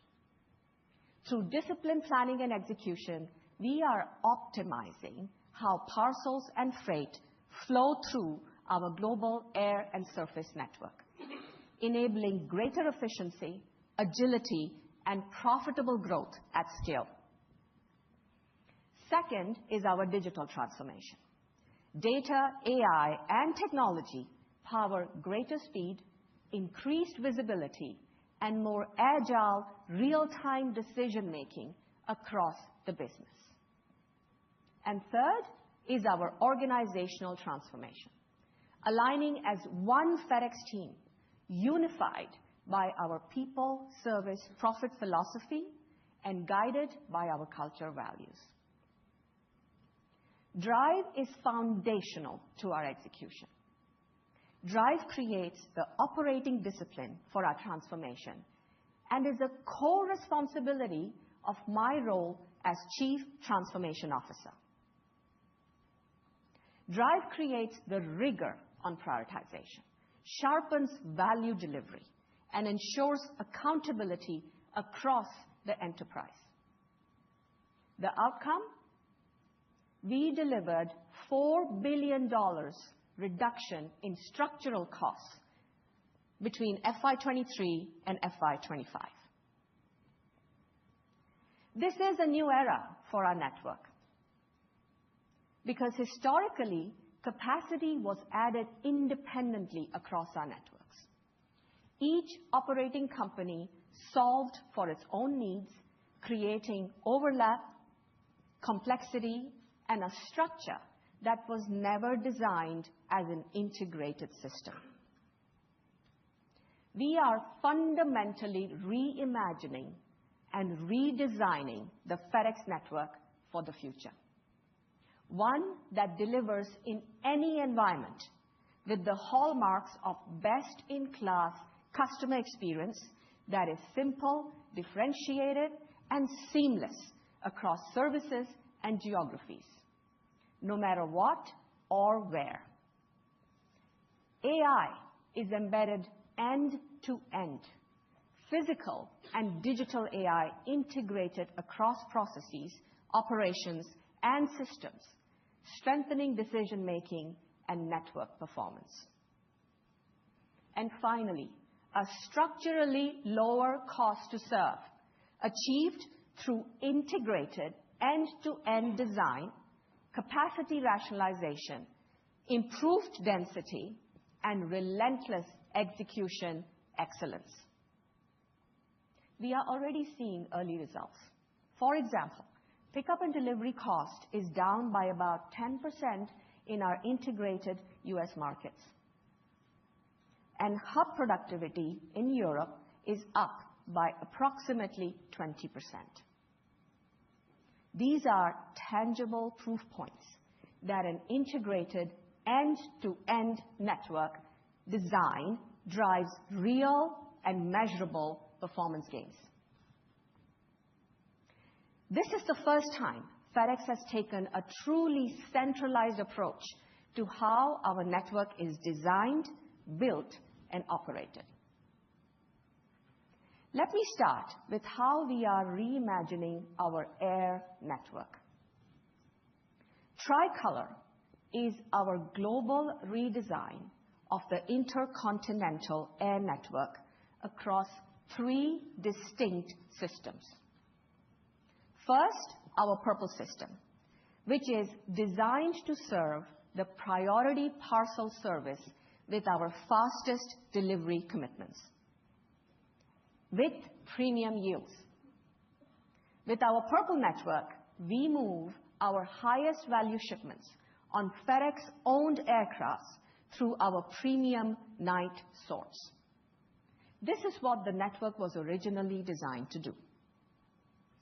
Second is our Orange system, which focuses on priority freight, a 2 to 3 day network, or a truck-fly-truck system, where we fly into our day sorts. And white is our partner network, mostly a point-to-point system moving deferred parcels and freight. The tricolor network allows us to deploy our aircraft to the highest return lanes and services with a focus on growth in premium parcel and freight. Our priority freight and deferred traffic flows become way more efficient, often connecting into the vast networks that we have on U.S. surface and Europe. So that's our truck-fly-truck system. This brings the added benefit of fewer handles, fewer miles flown, sweating our assets during the daytime, and processing the volume off-cycle. And as we scale tricolor, we are pulling volumes out of our network onto our surface network where it makes sense. And we are backfilling the air system with more accretive international air freight as well as U.S. domestic B2B volumes. This improves the payload utilization on the flights we operate and drives down unit costs. By differentiating flows by cost and speed, we are aligning premium express, priority freight, and deferred services to the right aircraft and capacity type in the right lanes at the right cost. It also positions us for growth. With advanced technology and planning tools that dynamically plan and optimize capacity against the demand forecast, we are transforming how our air network is designed and executed. Now, you all will agree that density is destiny for network operations. Engineering the right product flows into the right network with fewer miles traveled and fewer touches, all enabled by technology, increases density, enhances our flexibility, and fuels profitable growth.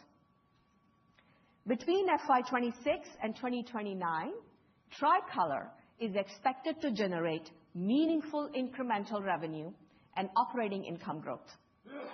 And you will hear later from Richard on how Tricolor is driving higher revenue and improved profitability for our international business. Next, we are transforming our surface network. Network 2.0 is creating an integrated parcel network across the U.S. and Canada. One truck, one neighborhood, unifying and streamlining legacy express and ground operations. We are consolidating stations, upgrading hubs, and modernizing our tech stack. These changes fundamentally alter how the surface network operates. Network 2.0 creates one integrated air and ground line haul system that is foundational for global growth with streamlined enterprise capabilities. Post-Network 2.0, with an integrated air and surface network, we will be able to move more volume from air onto surface while preserving our customer commitments. Scott will provide a closer look at this transformation in action. Similarly, across Europe, we are simplifying a complex legacy footprint into a more productive, integrated network. This network includes fewer hubs, which are more strategically located, right-sized stations, and a sharper focus on higher-value international shipments. Walter will discuss our Europe strategy in more detail. Now, automation has always been integral to our operations.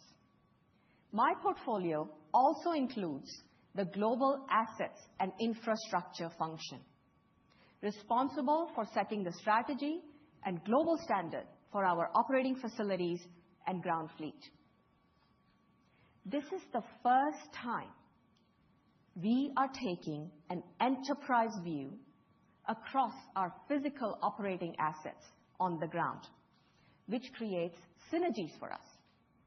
As some of you saw yesterday at our Memphis hub, we are working on our plans to scale physical AI solutions across the network, starting with automated trailer unloading and loading operations. Over the next few years, we will deploy this technology across thousands of dock doors in more than 20 hubs in the U.S. We're also testing autonomous trucking technology in the middle-mile line haul, where it is safe and practical. These are the types of solutions that mark a step change in how we move and process volume.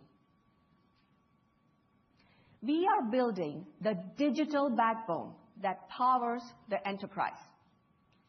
Our FedEx route optimization technology is a prime example.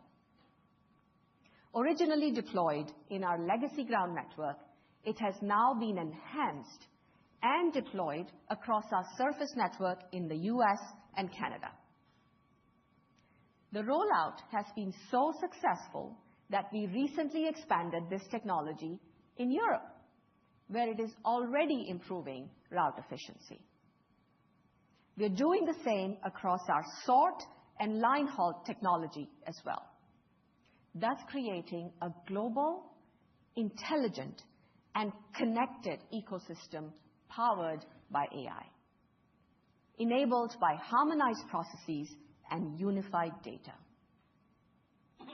This is digital innovation scaling globally. These changes are driving smarter network and line haul design, denser routes, and prioritization of high-value shipments. The financial benefits are strong.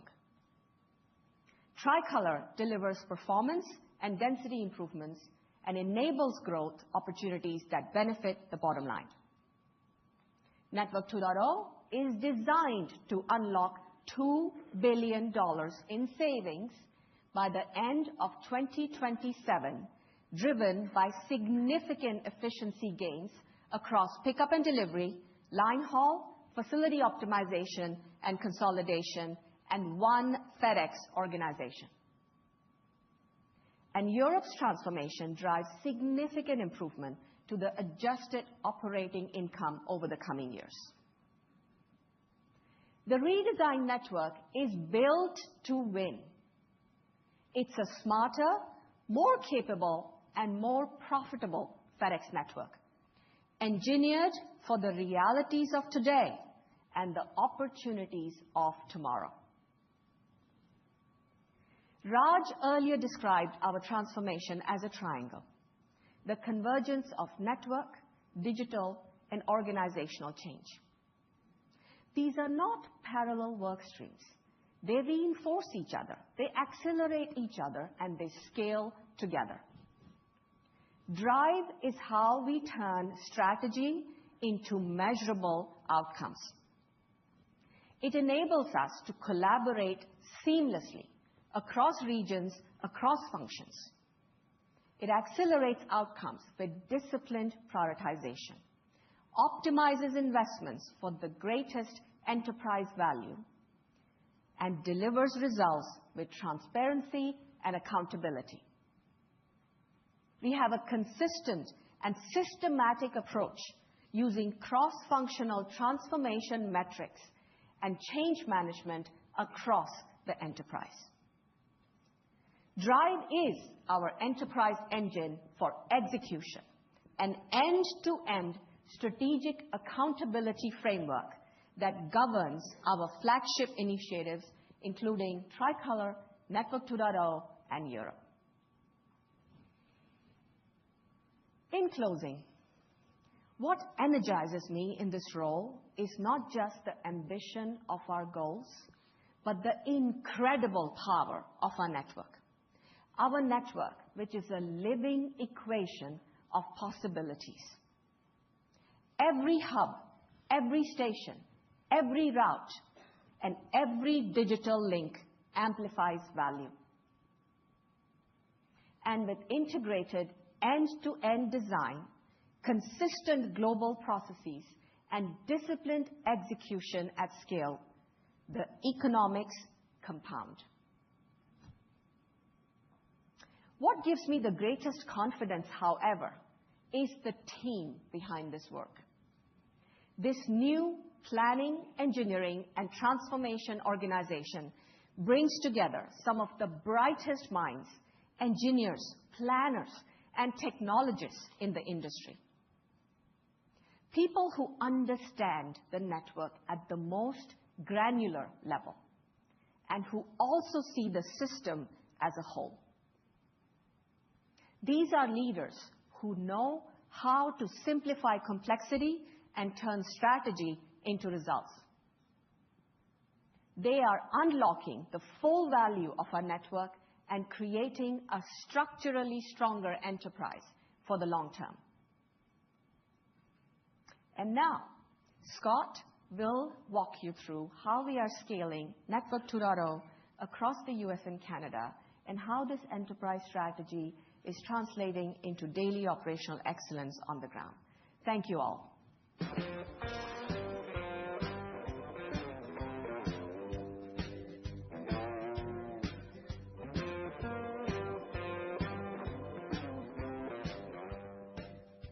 Well, thanks, Kawal, and good morning to all. I'm Scott Ray, Chief Operating Officer and President of U.S. and Canada Surface Operations. I'm responsible for our surface network, including the execution of Network 2.0. I've been with FedEx for nearly 40 years, most of that in operations, including serving as COO at FedEx Ground. I've experienced firsthand what happens when you redesign a network the right way. You get a safer, more efficient operation that delivers better service at a lower cost. Now, you've heard Raj frame the transformation triangle. You've heard Vishal on the digital backbone. And you've just heard Kawal describe the architecture of the redesigned network. My role is to execute this network redesign, one station, one route, and one neighborhood at a time. Now, Network 2.0 is our multi-year effort to transform how we pick up, transport, and deliver packages by integrating our legacy express and ground operations into one unified surface network. The concept is pretty straightforward. Our customers don't need both an express and a ground truck in the same neighborhood on the same day. And they don't need to separate their express and ground packages for two separate pickups. They need simplified interactions and outstanding experiences. And Network 2.0 is providing just that. Here's our execution progress and results to date. We now have about 25% of our eligible U.S. and Canadian average daily volume flowing through hundreds of Network 2.0 optimized facilities. We've optimized over 360 stations while closing over 200. And in the markets we've completed, we're seeing about a 10% reduction in pickup and delivery cost, higher stop density, and fewer duplicate routes. Canada is our largest geography that we've fully integrated to date. And although U.S. integration started in smaller markets, our ongoing optimizations of large U.S. metros like San Francisco have been very successful. We are proud that we have maintained industry-leading service levels through these Network 2.0 optimizations. We have done this by prioritizing service, establishing dedicated routes for high-priority services and customers, and leveraging our local market knowledge to determine optimal fit based on location, local nuances, and timing. One size certainly does not fit all markets. This type of agility has been key during both planning and implementation, given the high operational complexity of an integration of this magnitude. And the result is clear. One truck, one neighborhood equates to measurable cost reductions, fewer miles, and consistent service at scale. Now, we started Network 2.0 with careful proof of concepts and early integrations. Now, the objective is to safely scale the integration over the next year and a half while continuing to deliver the strong service that our customers expect. The program has progressed as planned. During the first phase in FY24, we proved a modeling process in smaller markets and developed a planning and governance structure. During the second phase in FY25, we scaled to more markets and redefined the playbook, adjusting based on lessons learned. And finally, we were entering the final phase in FY26 and into calendar year 2027. We are focusing on the larger metros and geographic areas to scale the rollout to completion. As we scale Network 2.0, we expect that around 65% of the average daily volume will be flowing through optimized facilities during our 2026 peak season.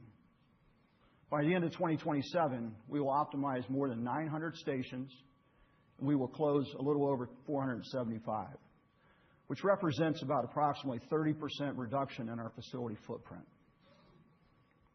Now, I want to level set on where we are today with our cost reductions and the cadence of those savings as we move ahead through the integration. As we think about our $2 billion savings target by the end of 2027, there are several drivers. Pickup and delivery optimization is the primary driver, which represents the majority of our savings. The remaining savings will split about equally between the reduced facility footprint and the One FedEx savings as we reduce SG&A expenses that were necessary to facilitate duplicative networks. Our progress on these savings is underway, and by the end of the calendar year 2026, we expect to achieve nearly $1 billion in savings. We expect to achieve the full $2 billion benefit by the end of calendar year 2027. Now, as the network scales, single, simplified global technology solutions are enabling cutting-edge efficiency and effectiveness. We've invested and successfully implemented new technologies to advance our capabilities, improve customer service, and capture additional operational efficiencies. There are two areas where tech is critically important to Network 2.0.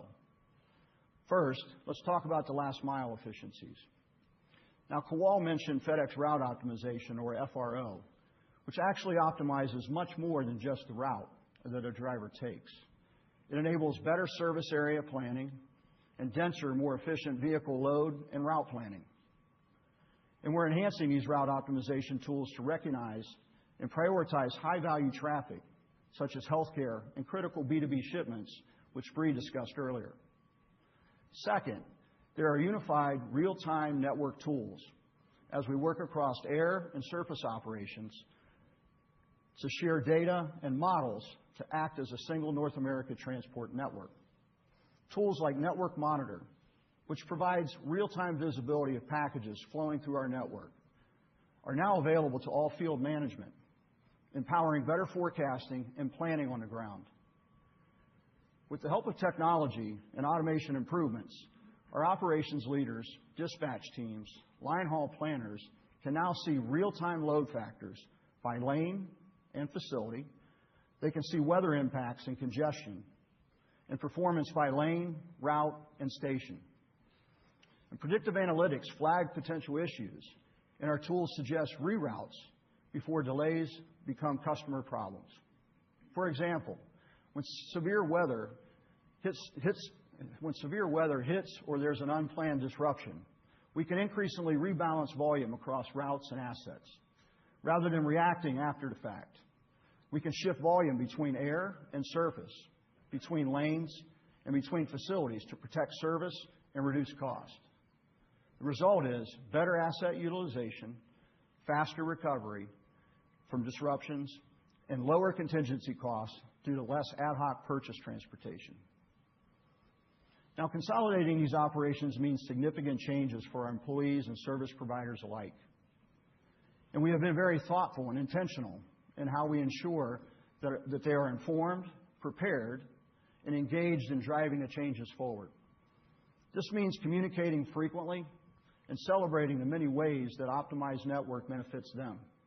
For example, the tools I just discussed help operators all the way to the front lines, whether that's through the routing, load balancing, or real-time visibility to answer customer questions or address concerns.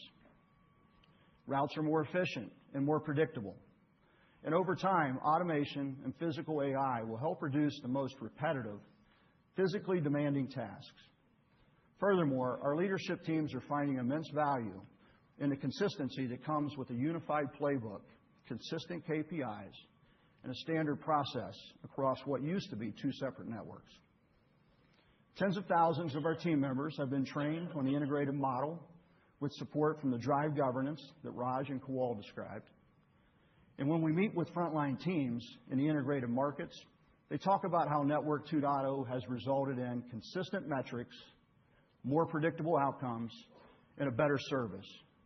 Now, that's exactly what we want: technology and network design that empower our people to deliver better outcomes for our customers. To close, we are transforming the FedEx Surface Network into the smartest, the most efficient, and most flexible integrated network in the industry. It is predictive, using data and AI to anticipate issues and maximize efficiencies. It's automated where it matters, in planning, routing, and most repetitive physical tasks, and continuously improving as Drive, our planning suite, and frontline feedback push the network to get better every single day. The outcomes are clear: better service quality, consistent profitability, and fewer miles with a smaller footprint as we densify and consolidate routes. This is how we turn FedEx's unmatched network into a flexible profit engine. With that, I'll hand it over to Richard to talk about how we're applying the same principles to our international and air network. Thank you.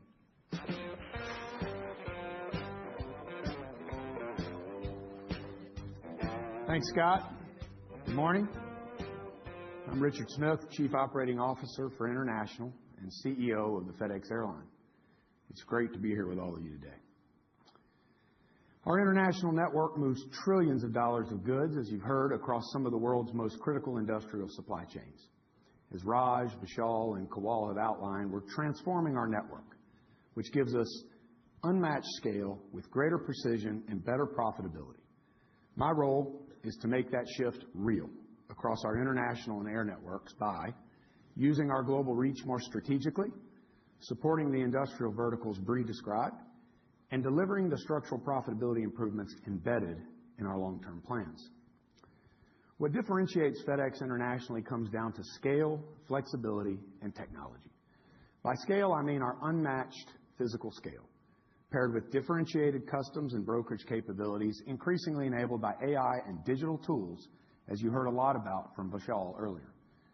We're one of the largest entry filers in the entire world, with deep brokerage expertise and an incredibly rich data set around commodities being both exported and imported.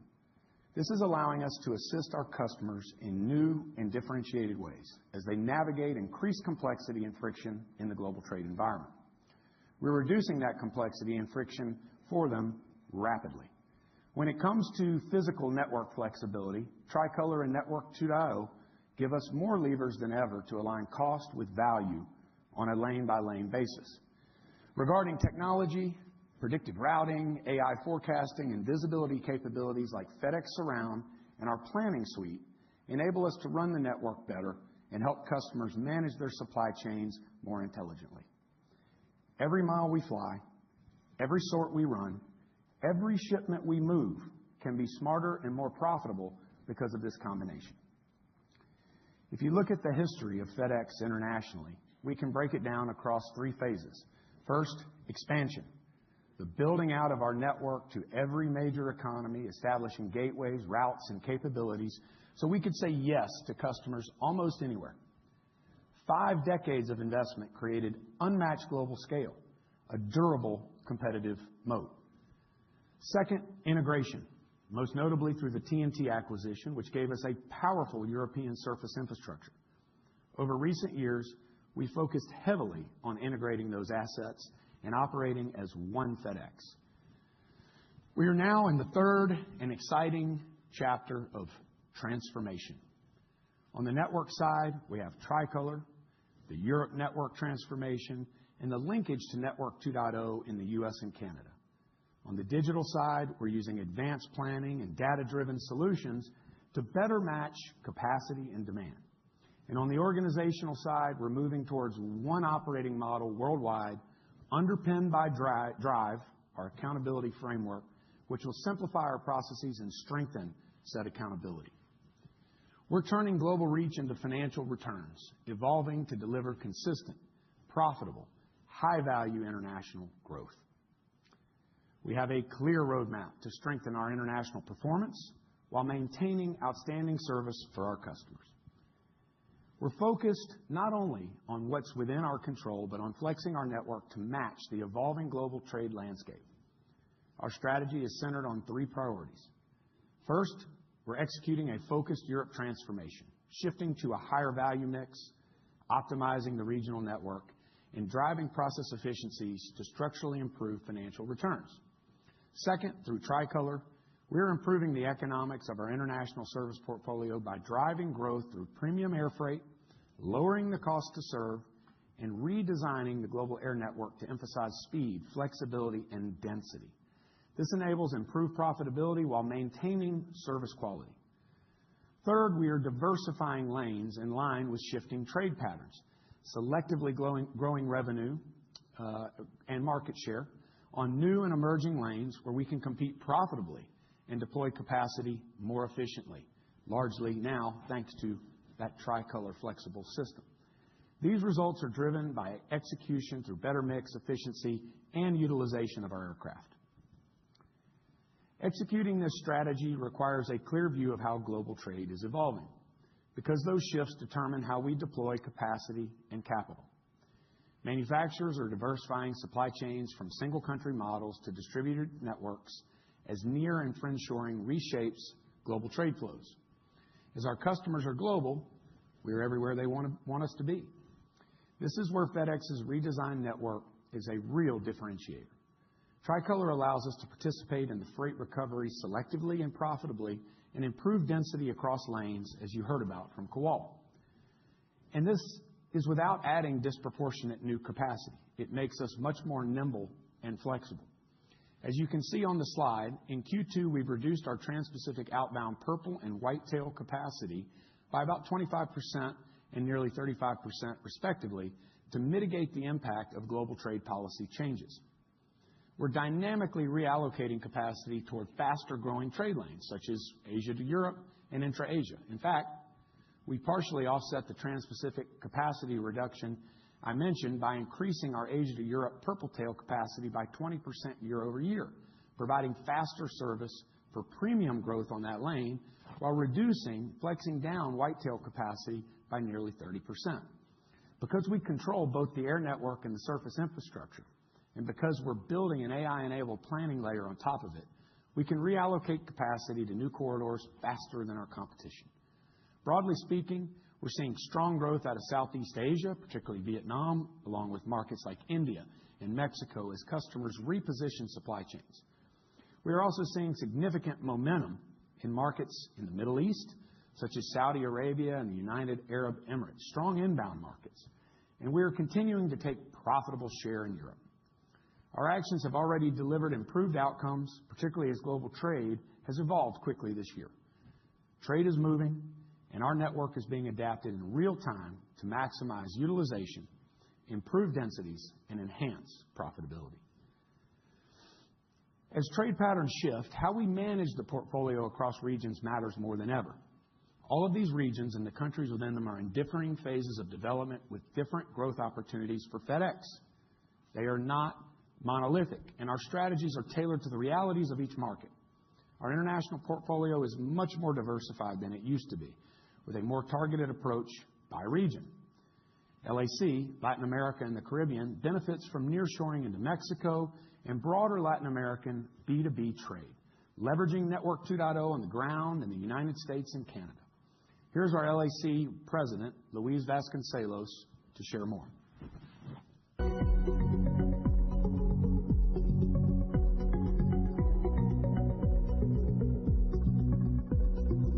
LAC is a diverse and dynamic region made up of 50 countries and territories across 4 subregions: Mexico, the Caribbean and Central America, the Andean and South Cone, and Brazil.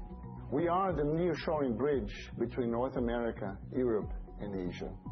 Across the region, we serve a wide range of industries, from automotive and high-tech in Mexico to pharmaceuticals and medical devices in Caribbean and Central America. We also support e-commerce, perishables, especially flowers, and advanced manufacturing across South Cone and Brazil. We continue to invest in connectivity, including new routes through Miami. At the same time, our extensive physical network and digital capabilities allow us to support large B2B customers while also enabling small and medium-sized businesses to participate in global trade.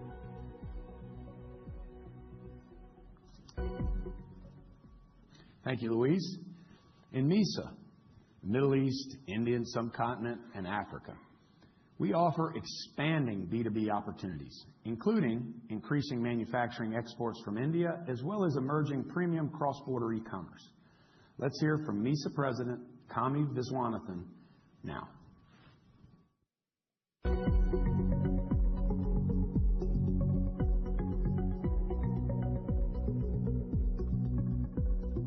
The MESA region is one of the most dynamic in the world today and a key strategic market for FedEx with massive growth opportunity, particularly in India and the Middle East. Global supply chain shifts are leading to increased manufacturing and export growth from India in high-value B2B verticals.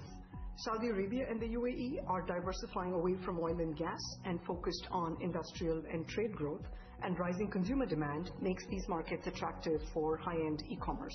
We launched a purple-tail freighter connecting the US and EU directly to Riyadh and onward to Asia, connecting the GCC markets via our Middle East road network. We established a strong position in India in FY25 with 40% outbound revenue growth, taking 8% market share. India is our fastest growing market, and building on the great traction we've had, we have tailored strategies in place to accelerate growth across segments. We're seeing growth in high-value sectors like aerospace, automotive, and industrial parts, where customers rely on FedEx's precision, reliability, and global connectivity to navigate complex cross-border logistics. Medical devices and clinical trials is another high-growth area for the region. The MESA region grew at 25% in outbound revenues last year. What really excites me about the MESA region is that we have a long runway to grow and take share profitably, and we are well positioned to expand markets, develop capabilities, and achieve transformative growth. Thank you, Kami. Asia Pacific remains the world's manufacturing hub and a key growth engine. In fact, around 60% of global GDP will come out of this region, especially in high-value parcel and freight. Our APAC President, Salil Chari, provides a great overview in this video.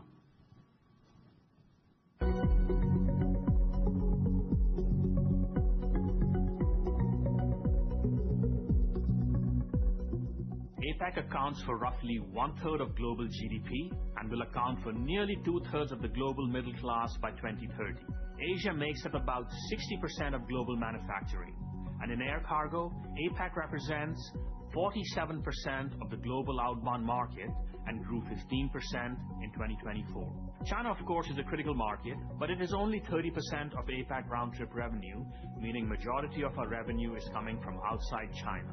We've built a deep 40-year foundation across the region with an extensive air and ground network serving 44 countries and territories, supported by 2,500 monthly flights and 4 regional hubs. B2B continues to thrive across Asia Pacific. In fact, approximately 75% of our revenues come from B2B. That's why we are doubling down on B2B, leveraging our vertical expertise, customized solutions, and One FedEx collaboration. Other priority verticals include aerospace, automotive, and industrial and healthcare.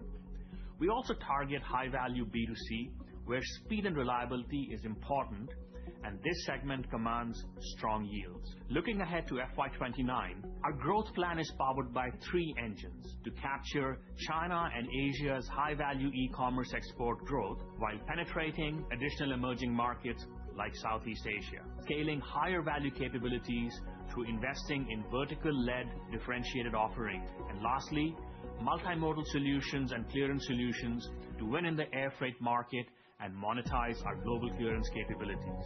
What excites me is the vast potential of Asia Pacific. The fact we're not just the world's growth hub, but a leader in transformative technologies, including AI. And with 18 of the world's 20 fastest growing trade corridors in Asia Pacific, we're boldly, decisively ready to lead the future of global commerce. Thanks, Salil. So Louise, Kami, and Salil are here. Hope some of you got to meet these amazing leaders last night. I'm so proud and honored to be on their team. Now, let's talk Europe. Europe is both a major end market and a critical connector as the world's largest trading market. You'll hear from Europe President Wouter Roels next, who's also here, and I know some of you got to meet him last night. By balancing growth and profit across all of these regions, we're creating resilience. When one trade lane is under pressure, others can offset it. The goal is not just higher earnings, but more predictable earnings across cycles. Among our core regions, Europe deserves special attention because it's such an important part of our story and one of the largest profit improvement opportunities. Over the past 2 years, under Wouter's leadership, the team has strengthened the network, leveraging key parts of our integrated network footprints and restoring service levels. They've delivered substantial cost savings and achieved the best service levels in years. That service improvement has supported 10, count them, 10 straight quarters of profitable share gains in the high-value segments we care most about, especially international export and cross-border e-commerce. The next phase, though, is where the real transformation happens, rebalancing the mix away from low-yield domestic towards higher-value cross-border, re-engineering the surface network and modernizing hubs and stations and simplifying service offerings so Europe runs on a single, modern tech stack. Wouter will show how this leads to a multi-year structural profit improvement in Europe. Bottom line, we're playing the entire board, ladies and gentlemen. Everywhere trade is happening, and there are no gaps in our global game. Now I want to spend a moment on our air fleet, which is, of course, a critical component of our unmatched infrastructure and an important enabler of our enterprise success. A key element of this in the near term is our MD-11 strategy. Safety comes first, always, and we maintain these aircraft to that standard of safety above all. We continue to work closely with Boeing and the FAA and the NTSB, the regulators, and I am confident that we are on a path to returning these aircraft safely to service over the course of this fiscal year. As Network 2.0, Tricolor, and our hub modernization change how volume flows through the system, we are taking a centralized approach to ensure that our air fleet remains aligned with our needs. Looking ahead over the next 10 years, our direction is clear. We are prioritizing international routes with high capacity, high efficiency, modern aircraft like the Boeing 777 freighters, the types that give us better economics per trip, increased fuel efficiency, and structurally lower maintenance costs over the long run. Importantly, we will do this while staying disciplined in our capital. Our commitment is to keep annual aircraft and related CapEx at or under $1 billion annually. This evolution will also create opportunities to optimize total hours flown and the size of the U.S. domestic jet fleet needed to support our long-term goals. Pulling this all together, we expect improved financial outcomes marked by sustained and profitable growth. We expect to grow international revenue at a 4% compounded annual growth rate through 2029, with international package volume growing a low single-digit percentage annually and with higher yield. At the same time, we expect international air freight volume will grow faster as Tricolor drives share gains by improving the competitiveness and economics of our service portfolio. And across regions, Asia Pacific remains the growth leader, supported by favorable demand trends and strong execution. We expect that revenue growth to translate into meaningful adjusted operating profit growth with a CAGR of 30% through 2029 and about 440 basis points of adjusted margin expansion over that period. I just took you through the how of it, so just know that we remain committed to continuous improvement in the international and airline segment, doing our part for the enterprise with a sustained focus on improved mix, increased efficiency, and better asset utilization across our network. FedEx has always connected the world. Now we're transforming the network behind that promise to be smarter, more efficient, and more profitable. We're leveraging unmatched global reach, strengthening local capabilities, and using data and technology to drive sustainable profitability. Europe's transformation, of course, is one of the most important pieces of that story. It turns what was once a complex, under-earning region into a key contributor to the international portfolio, lifting the entire segment. The next era of FedEx global growth won't be defined by just scale. We've built the scale. It will be defined by leveraging that scale to create greater value for our customers, our shareholders, and our team members, or, as I consider them, all of my bosses. With that, let me hand it over to Wouter to take you inside the European transformation. Thank you for your attention this morning.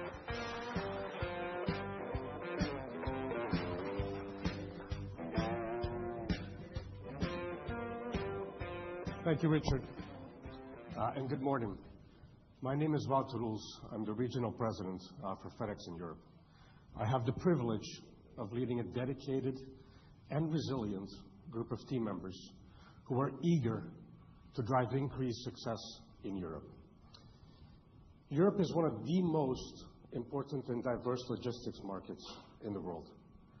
With a population of over 740 million, Europe accounts for approximately 30% of global imports and exports, making it the largest single market importer and exporter in the world, and therefore an essential part of the FedEx global network. It is also FedEx's largest lever for international operating income improvement. The transformation triangle that Raj described and introduced, with one FedEx at the center, empowered by DRIVE, absolutely captures the journey we're on in Europe. And my message today is simple. We are re-engineering this region for performance and profitability at the right scale. And the results are already visible. Now, to understand the opportunity, you have to start with the footprint and business mix we have in Europe. Having the right scale, particularly in large economies, is key to being able to provide customers with the right service at the right cost. Our service network consists of 27 road hubs and more than 500 stations, many built for a specific country rather than what a pan-European network needs. This scale includes significant domestic footprints in key markets such as the UK, France, and Italy, which also enable our international service coverage. Now, historically, our European volumes have been strongly weighted toward domestic shipments. Our future success is centered on shifting that balance towards more profitable cross-border and intercontinental shipments while reducing capacity and maximizing utilization. These cross-border shipments come with yields that are multiple times higher than domestic. Furthermore, by modernizing the network footprint and the processes, we will continue to drive down unit cost. So in short, the opportunity is both large and clear. We will integrate and modernize the footprint, simplifying hubs and stations. We will rebalance the business mix towards higher value cross-border and B2B shipments, and we will drive end-to-end process efficiency that lowers our cost to serve. Since FY23, we've been on a very deliberate and sequenced path, because turning around the business of this scale and complexity requires getting the fundamentals right before pushing for growth. We're now well into the three-phase transformation. Phase one was the turnaround. DRIVE as a program came at the absolute right time for Europe and as a way of working. We evolved from managing and focusing on integration to rigor in value creation. Under DRIVE, we delivered on our $600 million cost reduction commitment through FY25 through tech simplification, station process optimization, dimensional pricing capture, and overhead reductions. This work was difficult, but it was essential to drive improvements and create a stronger foundation. Nevertheless, we were still faced with a fragmented business landscape across countries and even within a country. This led us to our next phase of the evolution, reorganization, which has really been underway since FY25. We had to bring a network approach to Europe across organizational structure, processes, and how we manage business performance day to day. We revamped our leadership team and started managing Europe as a network rather than as a collection of local businesses. We introduced common productivity tools, processes, and automation, largely drawn from the best practice at FedEx Surface, to manage the business daily to consistent metrics. As part of One FedEx, and thanks to excellent collaboration with the Surface team, we were able to leverage their tools and bring them to Europe as best practices at pace. We streamlined our back office, taking control of our overheads, and have continued to stringently control our costs. In effect, we have simplified the organizational structure. We've improved data visibility so that now performance is easier to see, plan, and manage. As our frontline team members now tell us, we all wake up to the same FedEx newspaper every morning that shows us our performance of the previous night. We're capturing the benefits of these actions. On the back of better physical service, we've had 10 consecutive quarters of accretive international revenue share gains. Customers are drawn to our differentiated value proposition and improved service. And in addition to solid growth, a simple organizational structure enabled by data insights and operational discipline, it's allowed us to significantly improve productivity. As an example, in our hubs, we've improved productivity by approximately 20 percentage points year over year. Now, with a stable foundation, we're now in our third phase, transformation, and well-positioned to unlock greater structural value. We are scaling to a higher value international mix. We are re-engineering the network, and we're driving process efficiencies through digitization so we can operate Europe as one business, running on the best of FedEx data and technology. This turnaround is not theoretical. It's visible in the numbers and in daily operations, and now we're accelerating. We're framing our Europe strategy around 3 pillars enabled by the modernization that Raj and Vishal have described. Number 1, scaling to a higher value international mix. We want to grow in the shipments where FedEx is strategically well-positioned: B2B, high-value cross-border e-commerce, and intercontinental express freight.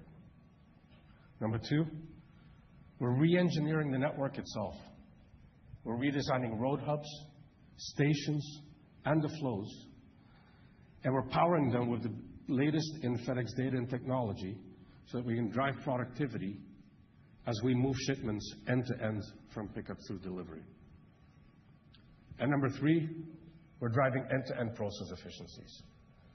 We're simplifying the operations through standardized best practices, making it easier for our team members to consistently deliver excellent service and an outstanding customer experience. As a result, we expect Europe to be the key driver of adjusted international operating margin through 2029, contributing about $650 million over that time period. We've already started to deliver on our mix strategy by executing a focused set of commercial and growth programs. Our mix shift is driven by multiple levers, expanding in regulated, time-critical verticals like healthcare, as Bree spoke about, supported by consistent high service performance. We're targeting high-value cross-border e-commerce flows where network reach and reliability matter most. We're simplifying and digitizing the customer experience from onboarding to collection and the support journey customers receive throughout. And by improving data insights, surcharge processes, and driving a mix shift, we are driving higher yield quality, growing the right volume, not just more volume. To date this fiscal year, we've shifted the mix by 4 percentage points. Now, to fully capture this value, we also need a network that is optimized for these flows. This brings me to our second pillar, re-engineering the network for performance. We are fundamentally redesigning how the European network is structured and operated every day. Basically, we're reducing the legacy in-country domestic networks and redeploying that capacity to support higher profit international business. We started by redesigning the backbone of this road network. We enhanced our international road hub in the Benelux. We built a new road hub in Northern Italy, and we've announced plans for a hub in the UK. But subsequently, we've reduced capacity in these domestic businesses. In the UK, reduced capacity by 30%. In Italy, we closed our primary domestic hub, and we reduced capacity by 20%. Most recently, we've announced our plans to optimize the French network. So our network re-engineering focuses on 3 core actions. Footprint optimization. We're moving to fewer, more automated road hubs and a right-side station network footprint. Flow redesign. We're simplifying line haul patterns, and we're creating more direct, efficient routings that reduce hub touches. And we're doing in-station process redesign, again, reducing touches, improving the layouts, and increasing sort productivity. As a result of these actions, service performance has significantly improved already and will continue to benefit as we give our team members better tools and processes to deliver service excellence every day. Hub productivity will be further improved with improvement in packages handled per labor hour. Connectivity in the road network will be improving as flows become more direct. And with all of this, the network will be better aligned to growing high-value cross-border and B2B volumes. Re-engineering this network creates the physical foundation for performance. To fully unlock the potential, we also need simpler, more integrated processes, which brings me to the third pillar, end-to-end process efficiency. As we are redesigning the network, we're deploying the FedEx global pickup and delivery ecosystem across Europe. We're fundamentally changing how we plan, load, route, and execute on our ground or surface operations. By moving to simplified technology, we enable smarter route design, intelligent load sequencing inside our PUD vehicles, making execution easier for our couriers while structurally improving service reliability and cost performance. This is a redesign of how ground operations runs day to day. By removing friction from execution, we improve the customer experience while also enabling our frontline team members to operate with greater consistency and confidence. Capabilities like FRO, or FedEx Route Optimization, as have been mentioned, are currently being deployed in France, and we've got a broader rollout plan to take them to the rest of our European business. making our network more predictable and executable. In parallel, we're also transforming how we manage the reliability of our physical infrastructure. AI now continuously monitors the most critical operational signals and translating that into actionable insights. The next step is the deployment of smart sensors, allowing us to enable predictive maintenance and shifting the network from reactive recovery to proactive prevention. Together, these capabilities increase uptime, stabilize execution, and create the right scalable foundation for sustained growth across Europe. As all these changes take hold, our teams are working with more modern and reliable tools. End-to-end process visibility across the operation is improving. Processes are standardized across countries, and decision-making is faster and more data-driven. The organization is better positioned to scale while continuing to enforce strong cost controls. This all makes Europe simpler to run and easier to grow profitably. Now, we've already proven the success of this approach in one of our largest international domestic markets, the United Kingdom, which is an instructive case study to demonstrate how this strategy works. The U.K. was one of the most challenging markets, with 4 business units arising from multiple acquisitions, resulting in high complexity, high cost, and a duplicative footprint. Over the past few years, we've successfully right-sized the network, consolidating hubs, and simplifying the operating model. We closed 40% of our total stations and 1 hub, while at the same time growing revenue over the last 3 years. We moved to 1 operating model, 1 technology stack, 1 value proposition, creating a common way of working and retiring legacy systems. As a result, we've already delivered substantial annual operating income improvement of over $100 million from our baseline in FY23 through to FY25. So the U.K. has proven that we can redesign a domestic network to be leaner, more connected, and more digital, and yet at the same time improving service and profitability. The next big step of our transformation is France. We've recently announced our plans to transform our ground operations, which will improve the experience for our team members, contractors, and customers. We're designing a future footprint around an optimized hub-and-spoke model. We will have a fully integrated single value proposition for our domestic and cross-border network. And as we're investing to upgrade our core stations to improve throughput and productivity, we're also optimizing our station footprint. And we expect to reduce the overall count by 17 stations on top of the 48 stations we closed in 2024. This is an overall net reduction in station footprint of 43%. And we're simplifying line haul, standardizing our operations, and moving to 1 unified tech stack, driving other benefits. As an example, by enabling loose loading in our stations, we've set an ambitious goal of reducing line haul miles driven by up to 30% by 2029.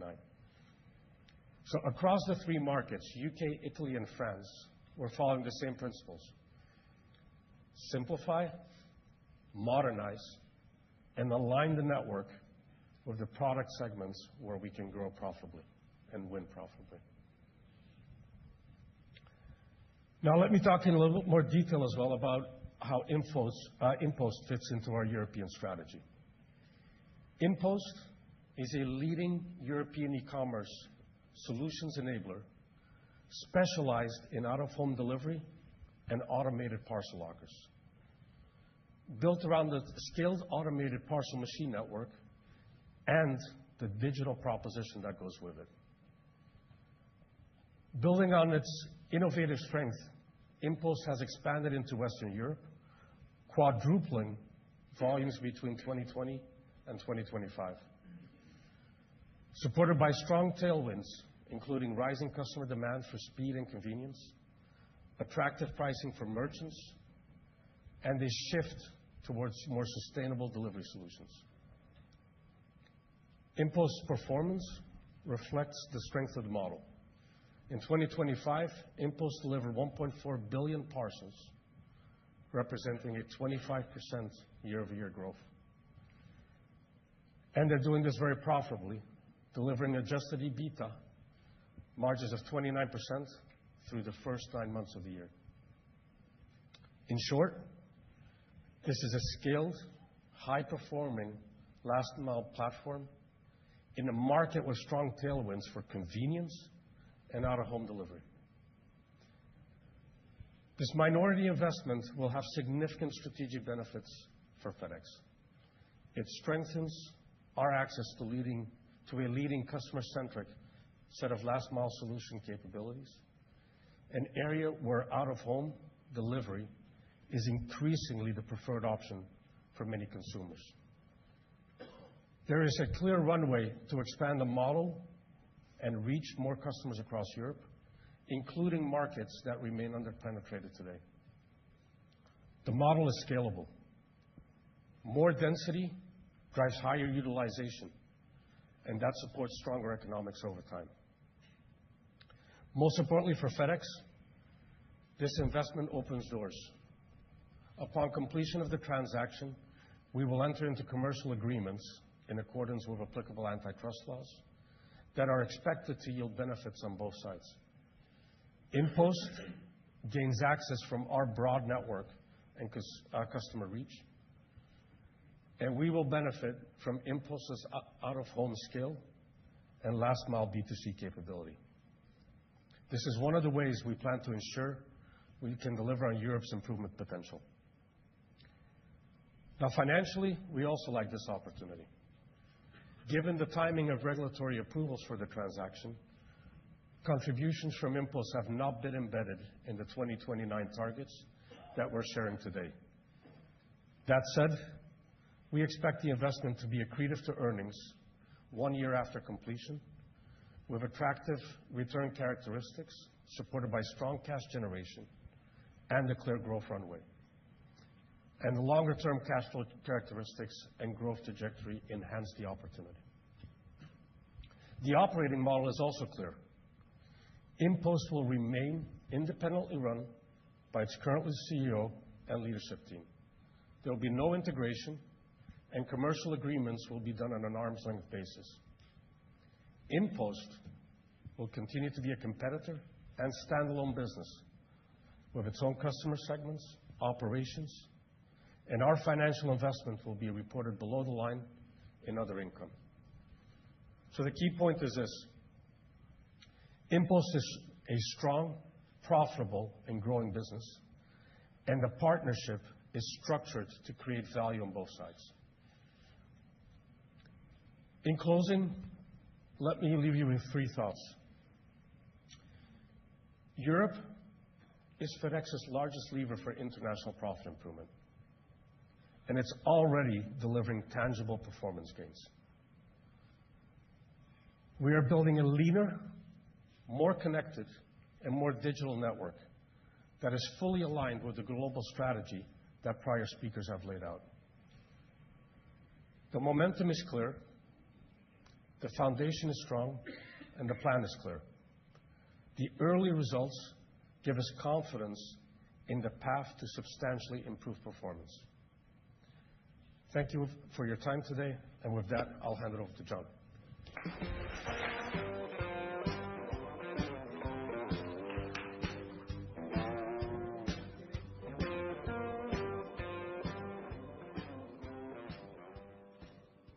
Thank you, Wouter, and good morning, everybody. It's great to be with you today. As we've been talking about throughout the morning, FedEx is at a pivotal point in its history.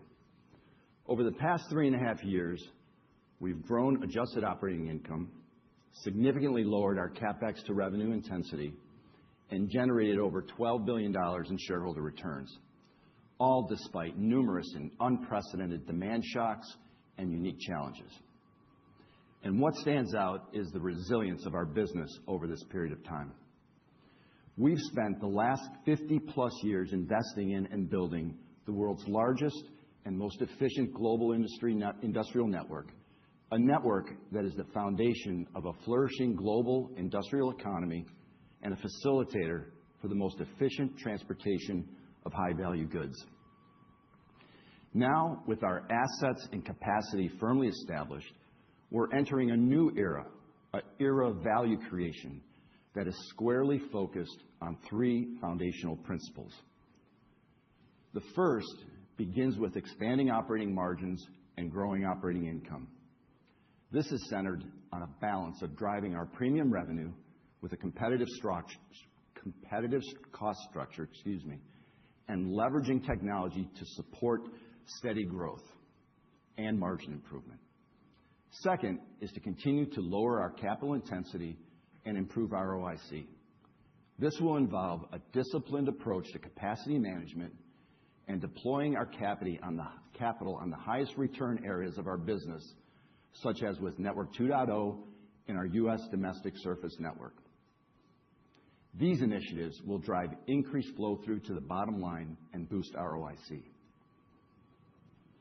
As I'll talk further about in a minute, we've already made significant progress in lowering our capital intensity, and we plan to maintain this lower ratio in the years ahead compared to our history. As a result of these efforts, our third principle is to significantly and sustainably increase free cash flow. This will ensure we continue to return value to shareholders and invest in the business, all while maintaining a healthy investment-grade balance sheet. Before we dive into our earnings and cash flow targets, I want to start with our top-line assumptions which support our financial forecast. As Brie mentioned, we're assuming a 4% revenue CAGR growth through 2029. This translates into $98 billion in consolidated revenue versus our $85 billion FY 2026 baseline, excluding FedEx Freight. This top-line growth will be driven by a combination of disciplined and prudent yield growth of 2%, coupled with 2% volume growth. This will result in $6 billion from yield growth and $6 billion from volume growth for our new U.S. domestic and international segments, with half of that incremental volume-related revenue coming from higher-margin B2B services. We're also assuming $1 billion in revenue growth from our corporate and other segment, which includes FedEx Office, FedEx Logistics, FedEx Supply Chain, and FedEx DataWorks. Now, turning to our specific 2029 targets. I'll start by noting that all these targets refer to FedEx Corporation only and exclude FedEx Freight, and that's in anticipation of the spin-off of our freight business on June 1st. I'll also note that for our FY 2026 baseline, we are assuming that the midpoint of the FY 2026 outlook range that we provided to you in December. With that in mind, in 2029, we expect FedEx Corporation to achieve $8 billion in operating income and an operating margin of 8%. We expect to expand operating margins by 200 basis points when compared to our midpoint FY 2026 estimate of $5 billion in adjusted operating income and a 6% adjusted operating margin. Now, this margin expansion will be driven by our focus on premium revenue growth along with disciplined management of our expenses. Taken together with our expectations for balanced revenue growth, this supports our outlook for a 14% adjusted operating income CAGR, allowing us to deliver $3 billion of incremental adjusted operating income in 2029. Now, we're also introducing a 2029 GAAP earnings per share target of $25, excluding FedEx Freight. This compares to $15 which is our FY 2026 adjusted EPS estimate for FedEx Corporation, excluding freight, based on the midpoint of our current FY 2026 outlook range. This 2029 EPS target is supported by anticipated improvement in operating income, along with share repurchases that are designed to offset dilution. I should also note that this outlook does not anticipate any further changes, material changes, to the global trade policy environment. Let me now break down these consolidated targets for you into our two new reporting segments that primarily drive our financial performance. Starting with our U.S. Domestic segment. Our U.S. Domestic segment currently has $56 billion of a revenue base that we expect to grow at a 4% CAGR, or $8 billion, to reach $64 billion in 2029. This expected revenue growth will translate into $6.4 billion in operating income and an increased operating margin of 10% versus our expected FY 2026 baseline of $5 billion in adjusted operating income at an 8.9% adjusted operating margin.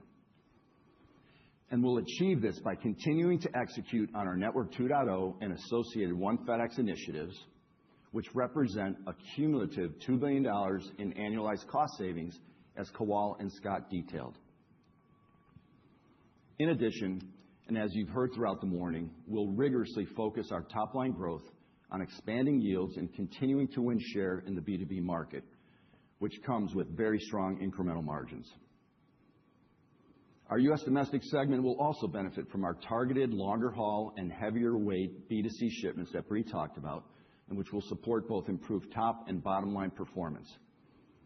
Also, as Brie discussed, and based on our high current capacity utilization, we're prioritizing volume that best fits our network and that we're able to price at margin-accretive rates. Our strong surface capacity utilization in the U.S. and Canada demonstrates that our network is right-sized, allowing us to leverage our assets for greater profitability. Simply put, we'll be strategically positioning our existing assets toward the market segments we want to compete in and which are best suited for our cost structure. As a further point of clarification and to reflect the digital transformation strategy that Vishal covered, we'll be reclassifying approximately $200 million of data and technology-related costs from FedEx DataWorks business into our U.S. Domestic segment. This will represent a roughly 40 basis point headwind to the U.S. Domestic segment, while at the same time creating a $200 million operating income tailwind to our corporate and other segment. All of this is factored into our 2029 targets. As Richard and Wouter discussed, our biggest area of opportunity for continued improvement is in our international segment. Our international segment has current revenue base of $25 billion, which we expect to grow at a 4% CAGR, or $4 billion, to reach $29 billion by 2029. We expect our international strategies to result in segment operating income of $2.3 billion and operating margin of 8% in 2029. This compares to $900 million of adjusted operating income and 3.6% margin in FY 2026. There are several drivers of this improvement that we've talked about and Wouter discussed. First, as you heard from Wouter, over the past 2 years, we've improved our service offering and structurally lowered our cost to serve in Europe. This has steadily improved our top-line performance and improved financial outcomes. We'll continue leveraging this momentum, and we'll do this with a focus on continued growth in the premium cross-border and intercontinental segments of the European market. We'll also be growing our international air freight business through Tricolor, which is already translating into very strong incremental profit flow-through. In total, we expect to achieve approximately $650 million in operating income improvement by the end of 2029 from Europe. This is an idiosyncratic lever for FedEx, given our further transformation opportunities on the continent. Other regions as well will continue to meaningfully support international profitability, including APAC through the Trans-Pacific and intra-Asia revenue growth, as well as our Americas regions, especially as these emerging markets are seeing the benefits from the current reglobalization of trade. Now, I'd like to turn to our 2029 operating income bridge. I'll start from our baseline of $5 billion of adjusted operating income for FY26. We're assuming that volume-related revenue growth contributes $2 billion of adjusted operating income flow-through. This reflects our commitment to driving strong incremental margins based on a modest 2% volume revenue growth assumption. Next, we anticipate $6 billion of yield benefit from improved pricing, including through base rate improvements and higher surcharge capture. The value we deliver in the marketplace is really second to none, and we view our expectations here to be prudent and reflective of our disciplined approach to revenue quality management that Brie discussed. Finally, taking into account Network 2.0, One FedEx, Europe, and other structural cost reductions, including the benefits from our continued deployment of technology to reduce our cost to serve, we anticipate overall net cost inflation of under 2%. This translates to increased expenses of approximately $5 billion between FY26 and 2029. Now, importantly, and as reflected on the bridge, we expect yield to outpace this net cost inflation, and reflecting our approach to disciplined yield growth and execution on our cost strategy programs.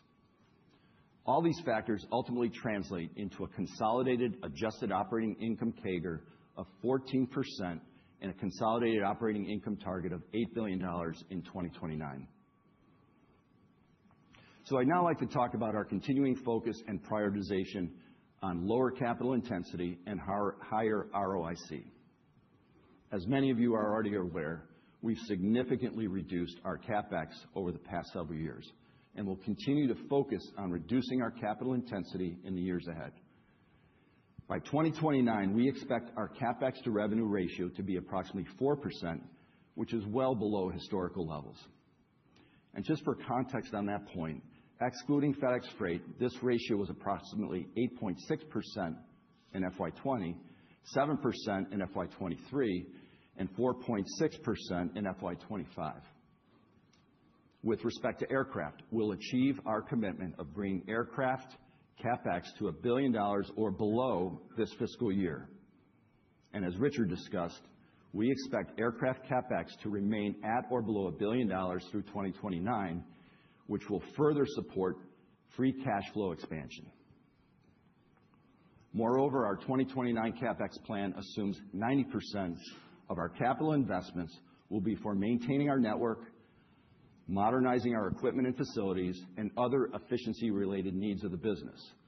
This is versus further capacity expansion. In other words, our existing capacity is adequate to handle the volume growth embedded in our assumptions between now and 2029. We'll be further prioritizing our capacity towards B2B volumes and higher value B2C goods, which contrast FedEx from other parcel delivery providers that operate in the lowest value segments in the market. Now, ensuring that our business generates significant shareholder returns is also a top priority, and we'll be leveraging the scale and scope of our business to drive unprecedented shareholder value in the years to come. With that in mind, we expect to drive 200 basis points of ROIC expansion versus FY26 pre-spin consolidated ROIC of about 9%. We expect this to be driven primarily by improved adjusted operating income. Now, finally, and most importantly, we'll leverage our improved operating income and lower CapEx to drive $6 billion in adjusted free cash flow in 2029. This compares to our expectation of $3.8 billion for FedEx Corp, which includes FedEx Freight in FY26. Embedded as a bit of an update, embedded in the FY26 baseline is our updated expectation for FY26 CapEx of $4.3 billion, which is a $200 million reduction from our prior $4.5 billion expectation that we shared with you last quarter. I'll also note that in FY25, we achieved a 90% adjusted free cash flow conversion from net income, and our 2029 target assumes $6 billion in adjusted free cash flow with 100% plus conversion. So in total, we expect to generate a cumulative $16 billion of adjusted free cash flow from FY26 through 2029. This anticipated strong free cash flow should signal our concentrated effort in shifting from the necessary era of network expansion to a new era focused on financial returns on over half a century of investments. Our balance sheet remains strong, with our current investment-grade credit ratings of BBB and Baa2, which we expect to maintain both before and after the spin of FedEx Freight. In addition, and as we mentioned in December, FedEx Corporation will retain up to a 19.9% stake in FedEx Freight, which we plan to monetize within 12 months following the separation. And we'll use these proceeds to pay down debt and ensure the spinoff is a tax-efficient and leverage-neutral event for FedEx Corporation. So with our expected free cash flow improvement, we'll also continue to take a prudent approach to cash deployment. And consistent with our strategy in recent years, we plan to continue increasing our dividend, evaluating further stock repurchases, and maintaining our strong balance sheet, all while continuing to invest in the business and exploring accretive M&A opportunities that add value to the strategic priorities we've laid out today. The FedEx Freight team will be sharing more details on their business outlook at the FedEx Freight Investor Day on April 8th in New York City. I hope you can all join. But in conclusion, and as I hope you can sense from our presentations today, the entire leadership team is extremely excited about the future of FedEx. Looking forward to 2029, we're sharply focused on the principles I've shared with you today, namely improving profitability as reflected in our operating income and margin targets, lowering capital intensity and improving ROIC with a disciplined approach to capacity utilization, and significantly and sustainably expanding adjusted free cash flow. And taken together, these priorities will ensure value creation for all our shareholders. So thank you for this opportunity to share this additional information with you. And now I'd like to just take a moment for the stage to get reset for our Q&A, and I'll be joined by my colleagues. Thank you.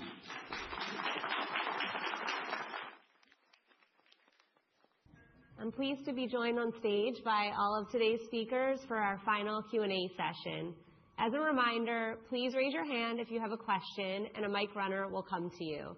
And again, please save any questions about our near-term outlook for the March 19th earnings call. Once I call on you for your question, please start by stating your name and firm. So now let's go to our first question. Ari?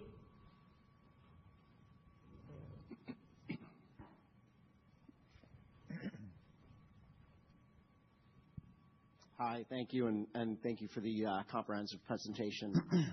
So I wanted to ask about the high-value areas that you're targeting. Maybe this is best for Brie. How do you think about competition in those verticals? What has prevented you historically from kind of gaining more share in those verticals that you're now able to achieve? And then as we think about the yield contribution, how much of that is coming from kind of business mix and that shift towards that higher value business? Thanks. Okay. Great question. I think I'll try to answer all of it. So I think first and foremost, we have a very strong position in B2B, and obviously that is our core roots and our foundation. It's what the company was built on. If you think about sort of the momentum in the market pre-pandemic and the growth of e-commerce, we absolutely had to focus on getting the right model and the right structure in place. It was existential. It was a massive part. I think I've shared with you that more than 95% of the growth in the market sort of pre-pandemic was e-commerce, and it was coming into the network, and we needed to focus on how to profitably manage that. We now have the market-leading value proposition. We've got our arms around it. We had a very successful peak. I feel very good about how we're going to profitably manage controlled growth in e-commerce. That allows us now to double down on what is our core, which is B2B. To answer your second question about how are we thinking about taking share, well, first and foremost, our commercial model is different than our two primary competitors. We have a single commercial approach to both parcel and air freight. I mentioned this earlier in my opening remarks, but that tricolor strategy and our expanded air freight focus really does matter. Customers would prefer a single provider for their parcel and their air freight when we think about going to market. So that is different. From a visibility perspective, the work that we have learned from Surround, and I'm sure it sounds like we talk about visibility a lot. It is a massive part of our value proposition, and being able to have the Surround platform and all of our tools across both parcel and air freight, that's a unique differentiator. And then third, we like our value proposition. There's a lot that we do that our competition can't do. As you heard, we're going to continue to invest. We've got some incredible work going on with clearance that we're very excited about. So I feel really good about the position we have, and we're being thoughtful. It's 4% growth.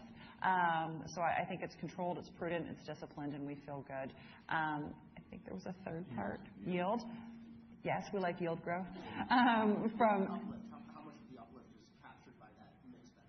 Okay. So honestly, from a yield growth perspective, we are expecting 2% versus the baseline from both B2C and B2B. You did hear in my opening remarks that we're going to grow slightly faster in B2B. We're going to take $6.5 billion from a B2B perspective. So it absolutely is an influence, but we need both segments to perform, and we're going to put pressure on yield growth in both segments.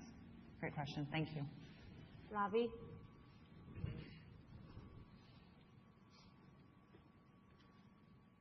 Great. Thank you. Ravi Shankar, Morgan Stanley. John, two for you. Maybe one housekeeping one. Can you confirm if your 2026 and 2029 guides are June year-ends or December year-ends? And also, second, can you remind us, you got an incremental margin question before, but what is the contribution margin difference between volume and yield? So when you think of a 50/50 split contribution to revenue, $6 billion each, why not turn the dial a little bit more towards yield, given that it seems like it's dropping to the bottom line better? Thank you. So I'll start with your first question. The first question is FY26 is based on our current fiscal year, and 2029 is based on the full calendar year. Now, with respect to your second question, I'm sorry, can you just take it? So you have a 50/50 contribution of $6 billion of revenue from volume and from price. Yeah. So what is the contribution margin difference between the revenue that comes in from volume versus from price, and why not turn the dial a little more towards price? Because in the EBIT walk, well, I understand. Yeah, of course, to Bree's point, yield is desirable, right? We do a great job of having yield flow right to the bottom line. So I think striving for a nice balance of both volume and yield is our goal. But yeah, we're always looking to get more yield if we can in the marketplace. Brian?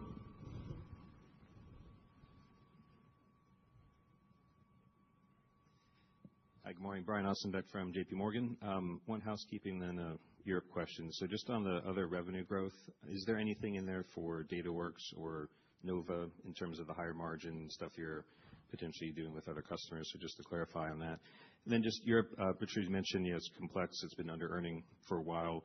What is the path to improvement from here? Is it linear now that you've gone through the transformation and the reorganization? Will it take time where you need to get some of that operational stuff done before you can take market share? And then just thoughts on competitive dynamic, because I would expect your competition is not going to sit there and just let you take that from them. I'll answer the first one. I think there's minimal revenue dialed in on DataWorks right now. If we accelerate that, that's obviously an upside to these numbers. Second question was on Europe, right? Yeah. Okay. Yeah, thanks for the question. I guess maybe first off, let me pick up on some of the comments John made. Is on the back of better service, we've grown the business. We've translated that with higher productivity into improved financial outcomes. And they're incrementally improving and building on each other. So that's already the last 2 years. I think your question also is the $650 million back-end loaded? No, it's not.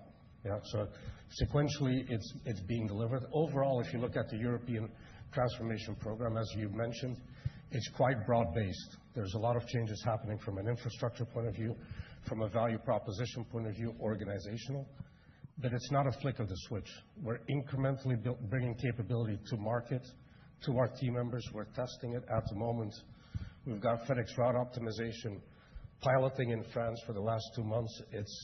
It's as good to go to be scaled up to the rest of Europe. So we've got a lot of control of this transformation, and we're using Drive and the KPIs we have in Drive and the KPI framework of Drive to kind of manage and monitor the execution. So I feel confident with the momentum we've built.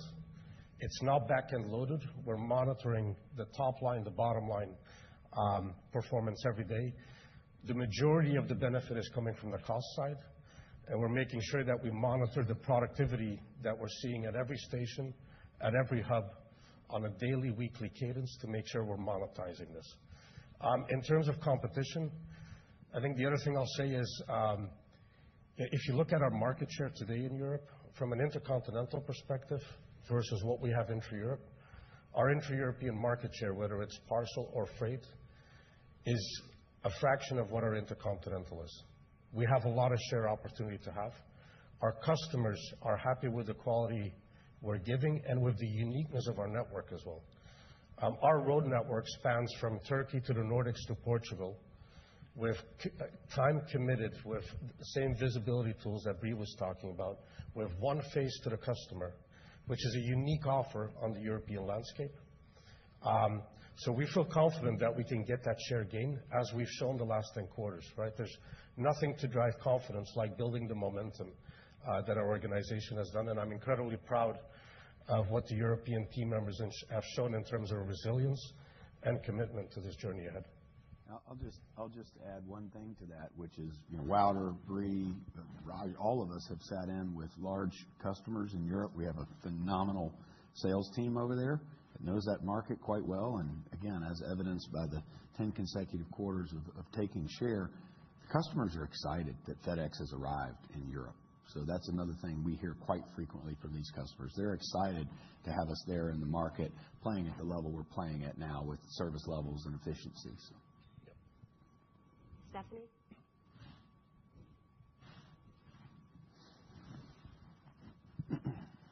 Hi, good afternoon. Stephanie Moore with Jefferies.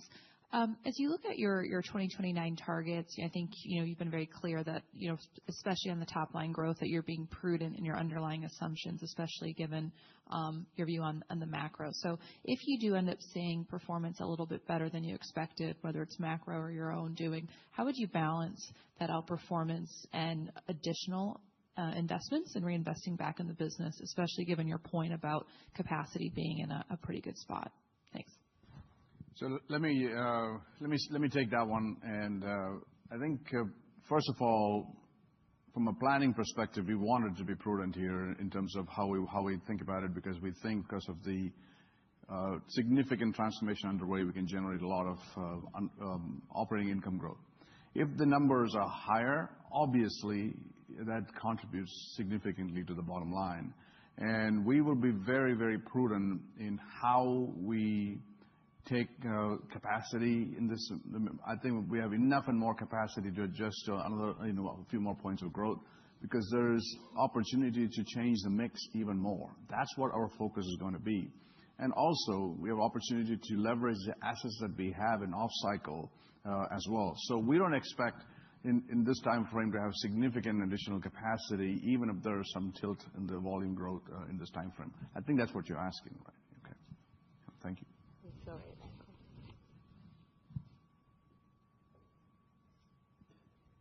Thank you.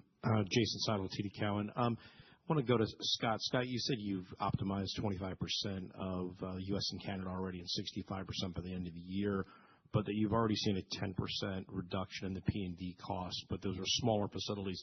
Is there any reason to believe that that number would be different when you push the optimization onto the larger facilities?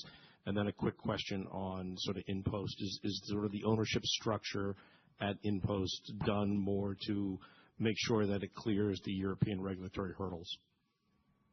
Yeah, I'll start. Thank you, Jason. Great question. Yeah, I think on average, that's what we've seen so far through the first 25% of the volume optimization. I do think that there is some upside there, particularly as we get into the larger markets. I know as our team members continue to get more comfortable with the new technology that we've rolled out with FedEx Route Optimization, particularly in our legacy Express network, and we're seeing good gains in that. And that Right now, I think this is really where we're focused at right now is that continuous training education.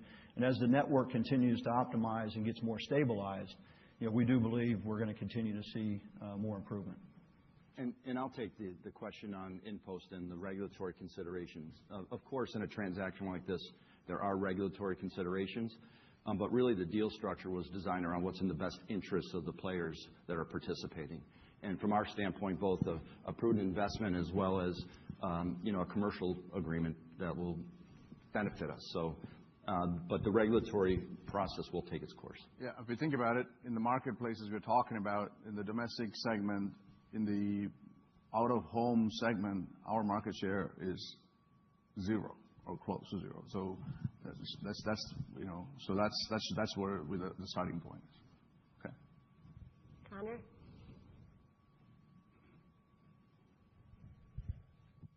Hi, everyone. Connor Cunningham at Melius Research. Love the free cash flow conversion commentary. So maybe I'll start with that. So you're talking about a 10-point improvement from where you are today to over 100% in 2029. Again, makes sense. All the transformation efforts are going to be massive tailwinds. But can you just talk about, one, the ramp of how that looks? Is it back-end weighted as to the previous question? And then are you willing to protect the cash flow number just with CapEx in general? And then, sorry, just one more. All the investments that you are making right now are outside of the aircraft. It's automation, facility-related, high-return stuff. So it doesn't seem like the 100% is your final destination here. It seems like there's a lot more upside there. So if you just talk about that high level. Thank you. I'll let John answer the question, but I'll just say we're also happy with the cash flow. Yeah, I'll certainly hit the first one. Look, we're providing to you today our long-term outlook through 2029. We look forward to providing you more details on our journey along the way, but we're here to talk about kind of the destination where we are. So we've laid out our CAGR objectives on how we get there in all the main categories. So I'll just leave that there. If I understood your other question on CapEx, look, we're aggressively managing our CapEx. We're committed to enhancing free cash flow. That's a priority of ours. I think we've done a really good job if you look at some of the history on how we brought CapEx down to where we are today, let alone our targets going forward. We have levers we can pull to manage our CapEx as we move forward in our journey here. And so I think I covered 2 of those questions. I'm not sure of the third one. Yeah. So from a CapEx standpoint, really it's to maintain our network in terms of what we currently have today. 90% of our CapEx is dedicated to maintaining our network, modernizing and updating our equipment, and not dedicated to expansion, right? So it's to continue to leverage technology and all the things that we've been talking about through the day. And for the remaining 10%, there may be markets we need to emerge in. And Wilder and Richard talked about some of them. The remaining 10% is available to us for that. Well, this is a structural change at FedEx. And, as I said, it's in one of the themes, this is a gift that's going to keep on giving even beyond 29. Back there in second row. Yeah.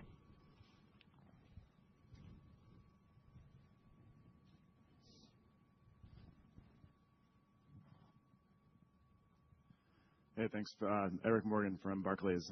Thanks for the presentations. I had another one for Scott on Network 2.0. I think you called out pickup and delivery as kind of the biggest opportunity through 29 for that initiative.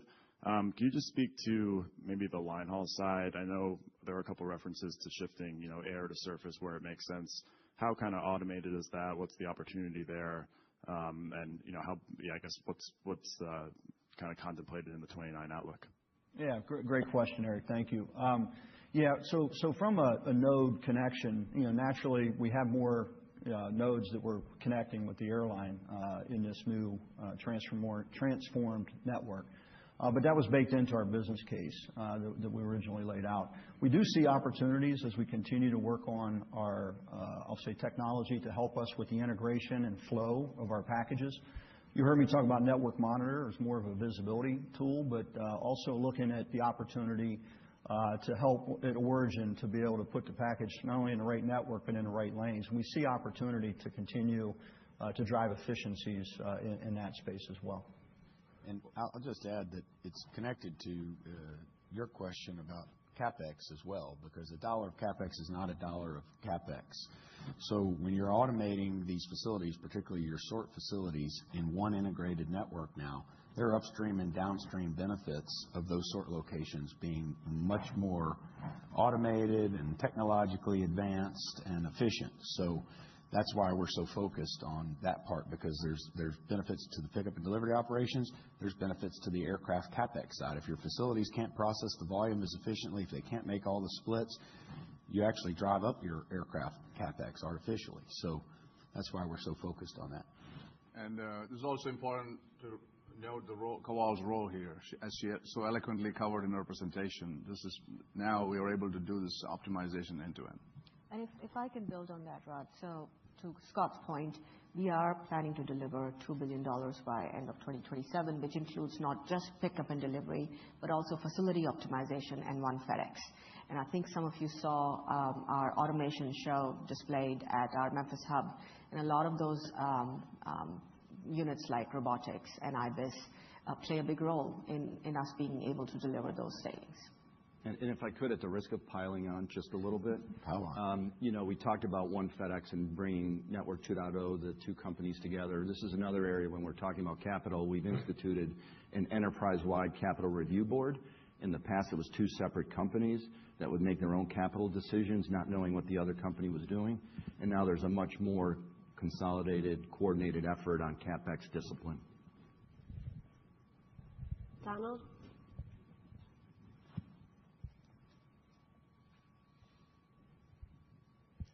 Donald Broughton, Broughton Capital. Help me with the math here. So, Raj, I know Raj is going to deliver because he did that. What he said he was going to do in 22, he's done, the cash flow.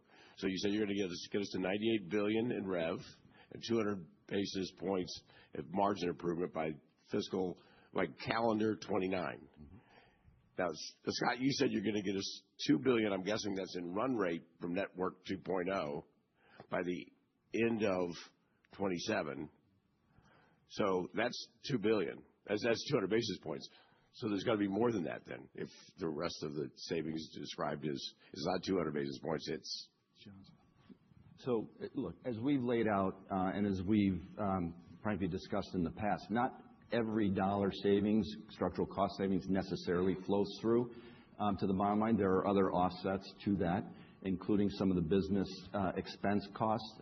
As I look around with my colleagues here, there's also some drive initiative costs. There's some IT expense that goes into it, as well as some inflation as well. So those are some of the offsetting to some of the, I guess I'd say, lack of flow through. But we're really excited about the opportunities we have ahead and being able to deliver. Net, we're at 2% CAGR on our cost base. That's where the secret sauce, yeah. Jake? Thanks. Excluding transformation savings, do you think you can be price cost positive in the domestic segment moving forward? And then maybe can you help us break out the $650 million of Europe earnings improvement? How much of that is achievable through cost reductions? How much is dependent on mix and other pieces? Okay, first question.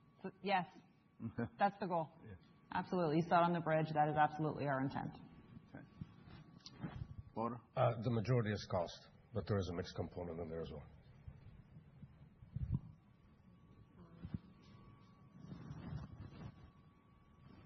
Okay. Ken?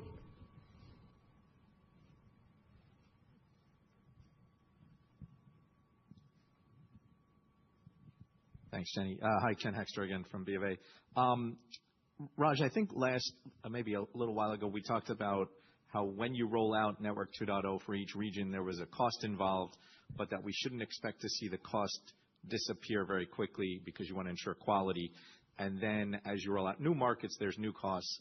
Have we hit that peak inflection point, and do we start to see those costs roll off? Like, is that something that now that we're halfway, I guess we'll be halfway through the year, does that start to accelerate and we can start to see real flow through on the gains? Yes. And then I'm sorry if I could just get two clarifications. John, you mentioned, I think you said the buyback was just to offset stock issued.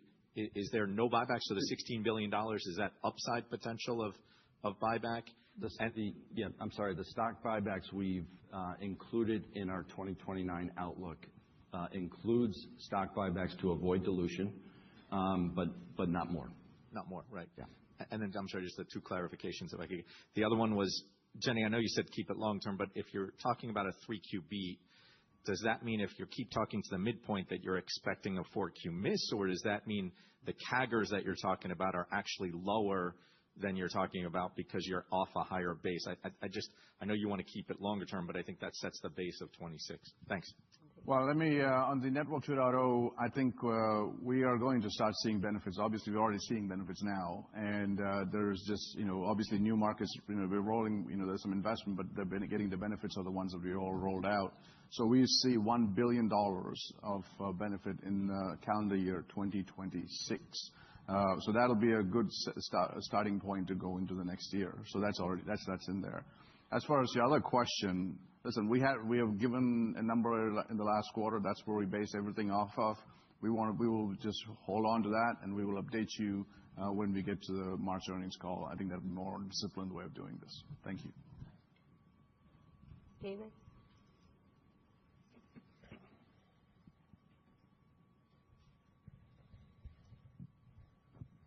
Hi, David Vernon from Bernstein. So maybe, John, along the lines of the $16 billion of free cash flow, which is kind of more than FedEx did from 2000 to 2020, I think. Can you give us some more helpful guidance on how to think about what you're going to be doing with that? Has there been a payout ratio established for maybe dividends and how to think about growing dividends? Are you expecting the leverage in the business to kind of stay at a certain level and your credit metrics get better? Are you going to be maintaining leverage? Is there going to be a little bit of even more cash? If you could just give us some guideposts for how to think about modeling the cap table in 29, that would be very helpful. Yeah, I think for the dividend, we would expect to continue to grow the dividend in line with what we've done most recently. We're not putting out a particular ratio, but I think it's fair to say we'll continue to grow the dividend in line with what recent past has been. With regard to share repurchases, we're going to continue to evaluate that as the opportunities present themselves. Bolt-on M&A opportunities may be an opportunity as well. So, all those things are factoring in all while ensuring we're maintaining a strong balance sheet. Now, with regard to your question on leverage, we're planning to stay leverage neutral, at least for the near term. The FedEx Freight spin is designed to allow us to stay leverage neutral, so I'm not expecting any major challenges there. But we're going to be exploring all options. I think one of the great things about this strong free cash flow position is it gives us a lot of optionality, and we're going to be exploring it on all the fronts I just talked about. Chris?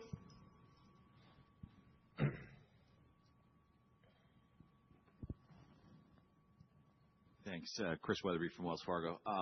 So maybe, Brie, one for you and then one on the aircraft fleet. I guess pricing, I'm coming back to the sort of price-cost dynamic. Is there a difference in domestic versus international, in your opinion, the ability to get price here versus there?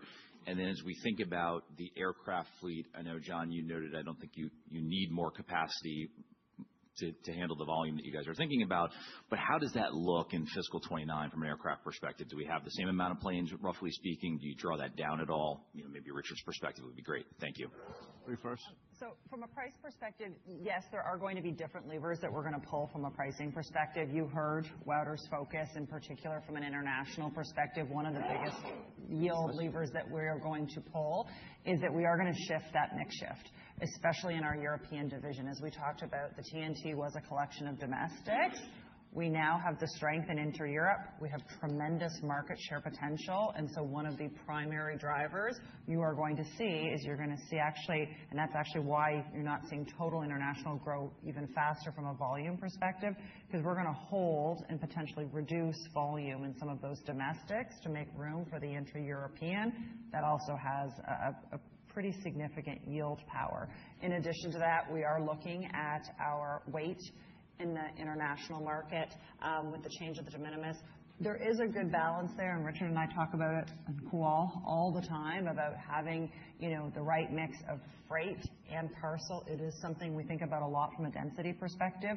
But in international, we also believe that on the parcel side, I've got some weight opportunity as we really focus on B2B.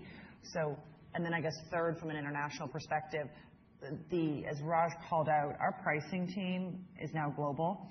The programs and the learnings that we are executing here in the U.S., we have brought them into one of the things that we did recently is the DIM capture in Europe. All of the programs and the technology we've rolled out here in the U.S. to capture all the correct dimensions, we're rolling out in Europe. That's very powerful. So internationally, you have sort of those three things. Domestically, it is a little bit more focused on making sure that we really stay focused on that e-commerce higher value. There's probably some trading or at least some very serious GRI conversations that we're having with new customers. And then the B2B mix shift is, we've seen tremendous momentum as we've talked about this. We've refocused the sales team. They have a new compensation structure. We've put in new hunter models here in the United States. So we've got reps that are dedicated to B2B. So those are some of the levers we're going to use domestically. So on the fleet side, in terms of how I'm thinking about fleet, it's actually very tied to what Bree was talking about in terms of the mix. You heard Kawal talk a lot about how Tricolor's densifying the network so we can absorb that growth. And with a better mix, that healthy mix of bricks, pounds of bricks and pounds of feathers, as we call it sometimes with freight and parcel, we can easily absorb that growth without having to add a lot of capacity. We also, of course, can lean into variable capacity in what we call the white network, like a freight forwarder. I've taken the saying, we can do anything a freight forwarder can do. They can't do anything we can do. So in terms of what that means for the fleet, because there are obviously puts and takes there with us needing to retire the MD-11s in the 2032 timeframe I've communicated because we are highly confident in the safe return of those aircraft. I'll just add here as an aside, the regulators, the FAA, the NTSB, and Boeing as the supplier have just lauded the diligence of our maintenance operation. That's out in the public domain. You may have read some of those pieces where they've lauded the diligence of our maintenance operation, our crew training on that aircraft, as well as the technology we've put into it. So we're confident we can fly that to 2032, but we're obviously retiring it, right? We are going to keep that aircraft and related capital below $1 billion, as I said. That's going to allow us to do that, absorb the growth through better mix and densification. And I'll just point out that since 2022, we've actually reduced the fleet by 6.5%. So we know where we're going. We know how to absorb this growth with our flexible system. I think I'll use the word John used. We have a lot of optionality in how we flow that growth. And then as we get further along in Network 2.0 and the benefits of what Kawal and her team are doing with the true end-to-end planning of the air and surface system as one in a way that we never have, there could be implications for the domestic fleet, but it's a little early innings to say what those are. And that would be different gauge aircraft. You're talking 767s, 757s in that theater largely versus the MD-11s and the more efficient and larger 777s that we operate in the intercontinental theater. Jason?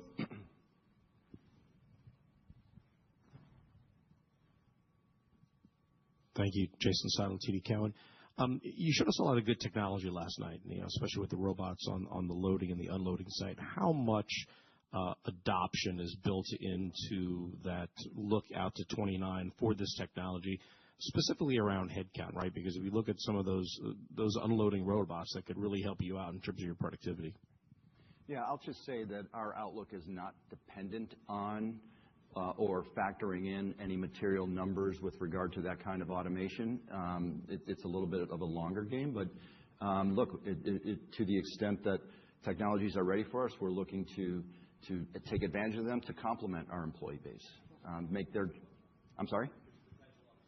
It's potential upside, but let me also take a minute here for Kawal to just actually weigh in on the technology itself. Absolutely. So we are in the early innings of that technology, but I'm really excited. I'm sure you are as well, based on what you saw. And it's about taking those repetitive, unpredictable tasks that we have in our operations and automating them, making sure it's very safe for our employees as these technologies are inducted into our operations. Richard? Maybe to ask another one on technology. I mean, along with your good service, you've talked about how your technology also helps you have a competitive edge in the market. So maybe, Vishal, I know Bree talked about like the incredible work you guys are doing on clearance, but maybe you can speak to that. What's the technology you're introducing to the market? How is it better than what your peers might have on the market? And how is it allowing you to win share and maybe demystify some of the clearance that I can imagine is very difficult right now for your customers? Sure. So, Richard, thank you for that question. On the topic of clearance, so if you look at clearance and if you followed what's happened in the last 12 months or so on how we have performed in clearance versus some of the others, you'll see that despite the surge and all the volatility that existed, we have absolutely kept our operations going. Now, the reason we were able to do that is because we took a unified approach to looking at the clearance process end to end. And while it's technology, it still starts with business and looking at the process end to end. We're looking at the front end all the way down to the brokerage end. We've also started to build out a clearance platform, and we started to infuse AI both in terms of, at the initiation of the process. And when you look at a HFS codes classification, how do you get and tap into technologies that allow us to get cleaner data into the system so that the flow through then continues to happen on the back end part of the system as well?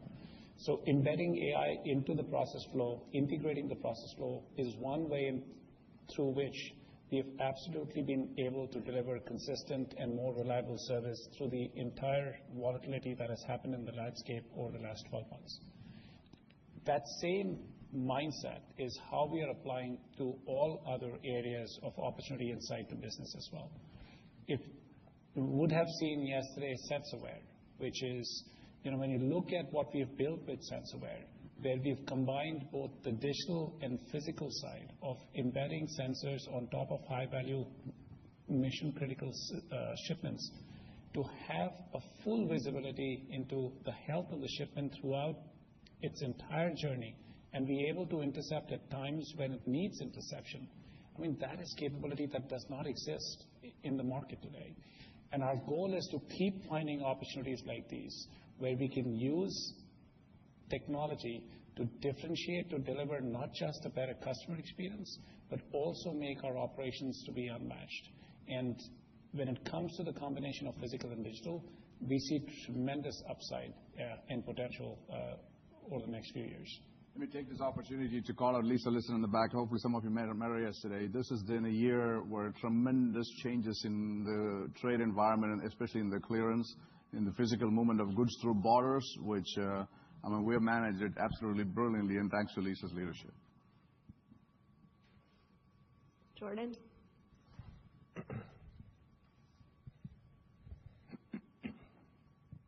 Hi, Jordan Alger at Goldman Sachs.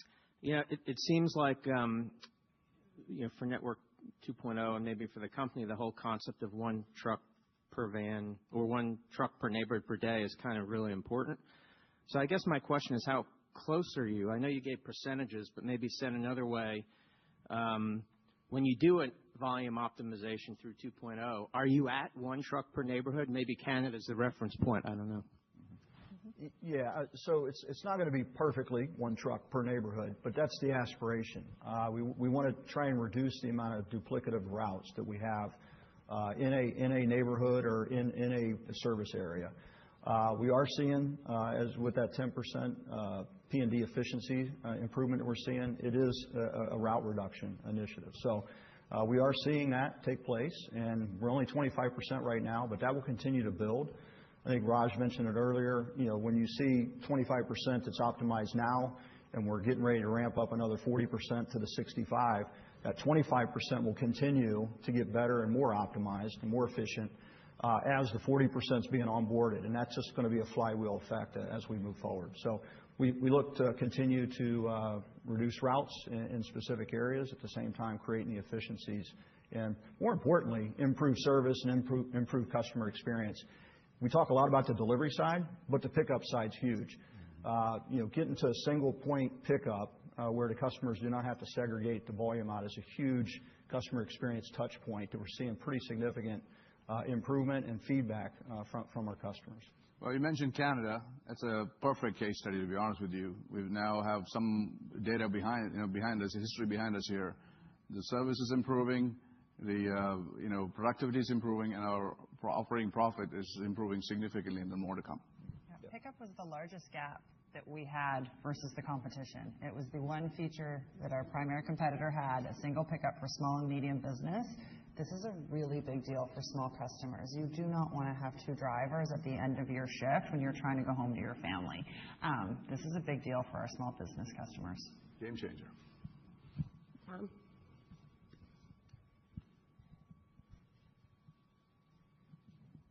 Great. Yeah. Thanks.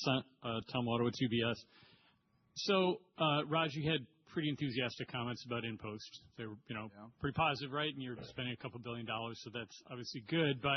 How do we think about this? Is this optionality for you in the future and the benefits are kind of incremental?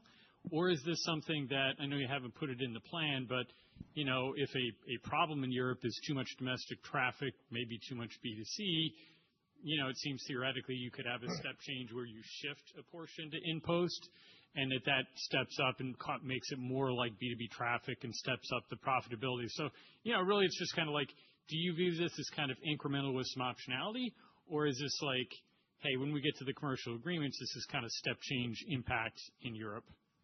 Well, the short answer to your question, I think, is a step change. I view this as a very important move for us in Europe. We have obviously two parallel objectives. One is financial. We think it's a great company with great, you can see the growth that they have, and they're really changing the face of e-commerce, with especially the consumer experience. They have a fantastic NPS score, actually.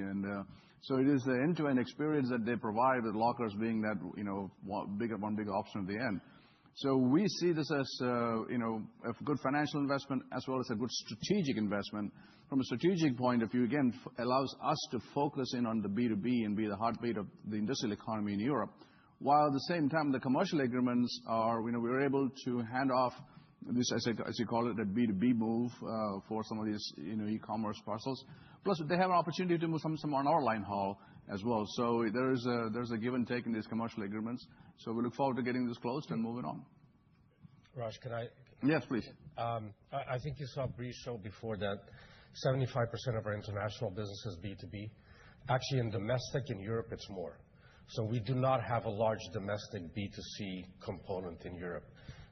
As Raj mentioned, the opportunity here really is using our broad road-based network in Europe, but now connecting it for us with a best-in-class final mile cost point and experience, but both for intra-Europe, but also for all the volume coming in from whether it's Asia or the U.S., that's where the opportunity is. That's a great point. Ari?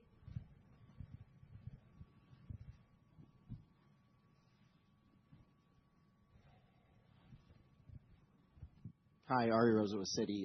Thank you for letting me get a second one in. I'm curious, on the bridge to 29, between the volume cost and yield piece, I'm just curious to hear your thoughts on where you see the most upside, or which of those three buckets if you were to outperform for 29, where do you think it would most likely come from? I think the short answer is an extra % in yield is the biggest upside to the numbers. We're focused on all of the above, but yield is, of course, a focus of ours, our pivot to B2B. To some of the questions that were asked earlier, well, what if some things don't play out the way we might hope? We're religiously focused on cost and delivering and lowering our cost to serve, such that we'll be as well positioned as possible to take advantage of the revenue environment and be adaptable to capture both the upside and manage through any shortcomings. Brian?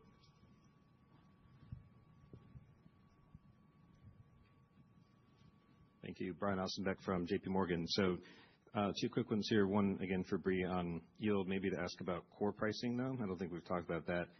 It seems like utilization is pretty high. Competition is more disciplined. What are your thoughts on core price, especially as some of these areas are looking to gain more market share and maybe upsell the mix a little bit? How do you see core price? What's in the numbers and your expectations? Scott, just for you, in terms of Network 2.0, I know it was a big lift to get to 65%. Have you thought about beyond that? Maybe you can define what eligible volume is in terms of the broader network itself, so we can put some context around that. Thanks. As I mentioned, I do think from a year-over-year perspective, we have seen solid improvement in the pricing environment. And that is not only, as I talked about, kind of some of the structural changes, and I do think FedEx is leading the way there with that discipline, but we are seeing improvement in the core pricing. The one reason I'm sure you're asking is like, why isn't it 3? Why isn't it 4 then? So the one thing that we do have from a pressure perspective, and this is not a FedEx issue, this is a market issue, is that the biggest customers in the market do get bigger. We have done an outstanding job. A huge shout out to my sales teams. I mentioned SMB, we grew 13%. Sort of the high end of the middle customer and the bottom end of the large customer, that portion of the market over the last 15 years is shrinking. That's not a FedEx thing. You can go and think of how many retailers don't exist that did exist 15 years ago. So that is sort of the one headwind that we see right now from a pressure on yield. But for the customers that we do have, we feel like core pricing is strong. We're just seeing a little bit of that medium customer, for lack of a better term, is as a proportion is a headwind. A great question. Scott, to answer your question about Network 2.0, so yes, the next 40% is a big lift that we're about ready to start encountering here in March as we stand up 5 districts in the month of March in 2 different phases. And we'll continue all the way to peak to get to that extra 40% to the 65%. And then through the first 8 months of next calendar year, we'll complete the 100% integration. Now, to get a little bit more specific, there are certain locations in certain geographies that it doesn't make sense, at least with the footprint of the facility. A good example is New York City. We've got 4 or 5 facilities in downtown Manhattan that has a footprint that really is not conducive to the package characteristics that we would want to blend in or optimize. There are a handful of those in several of the larger metro areas. What the plan is would be to go back later on as we continue to optimize is to address those facilities over time. But that'll get us to basically 100% of the network integrated. And this will be our final question. We're right in the middle.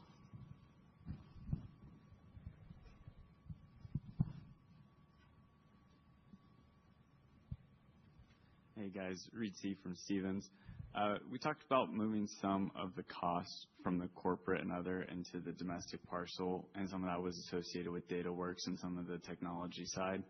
Should we expect some of the revenue to also move into the domestic parcel side, and does that have anything to do with the 2026 targets, and what type of role does that play with the profitability targets? Yeah, I think revenue, not necessarily shifting. It's more of an allocation on the D&T side as to where those resources are being dedicated. So to the extent that those resources are generating more efficiency, more customer experience, better customer experience, that will flow through the revenue and providing the service. And then the other division of the DataWorks expenses will be for corporate and other for the growth that DataWorks will see in the years to come.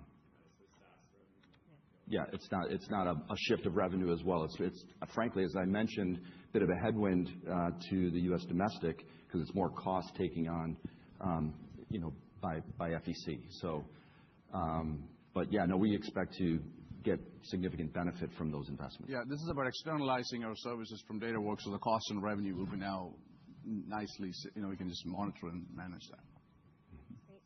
Well, thank you to all of our speakers and to all of our participants. And now I will pass it over to Raj. Thank you. Well, thank you again for joining us on our 2026 Investor Day. And I think you heard today about the rigor, about the accountability, the unwavering commitment that our teams have brought to their work. The charge is very simple, and one our late founder felt deeply to his core. I will make every FedEx experience outstanding. As the industrial network powering the global economy, FedEx is extremely well positioned to make supply chain smarter for everyone. As we all get ready to depart, I hope you're left feeling the same enthusiasm and conviction that continues to excite all of us here every single day. Thank you all for coming, and safe travels. Thank you very much.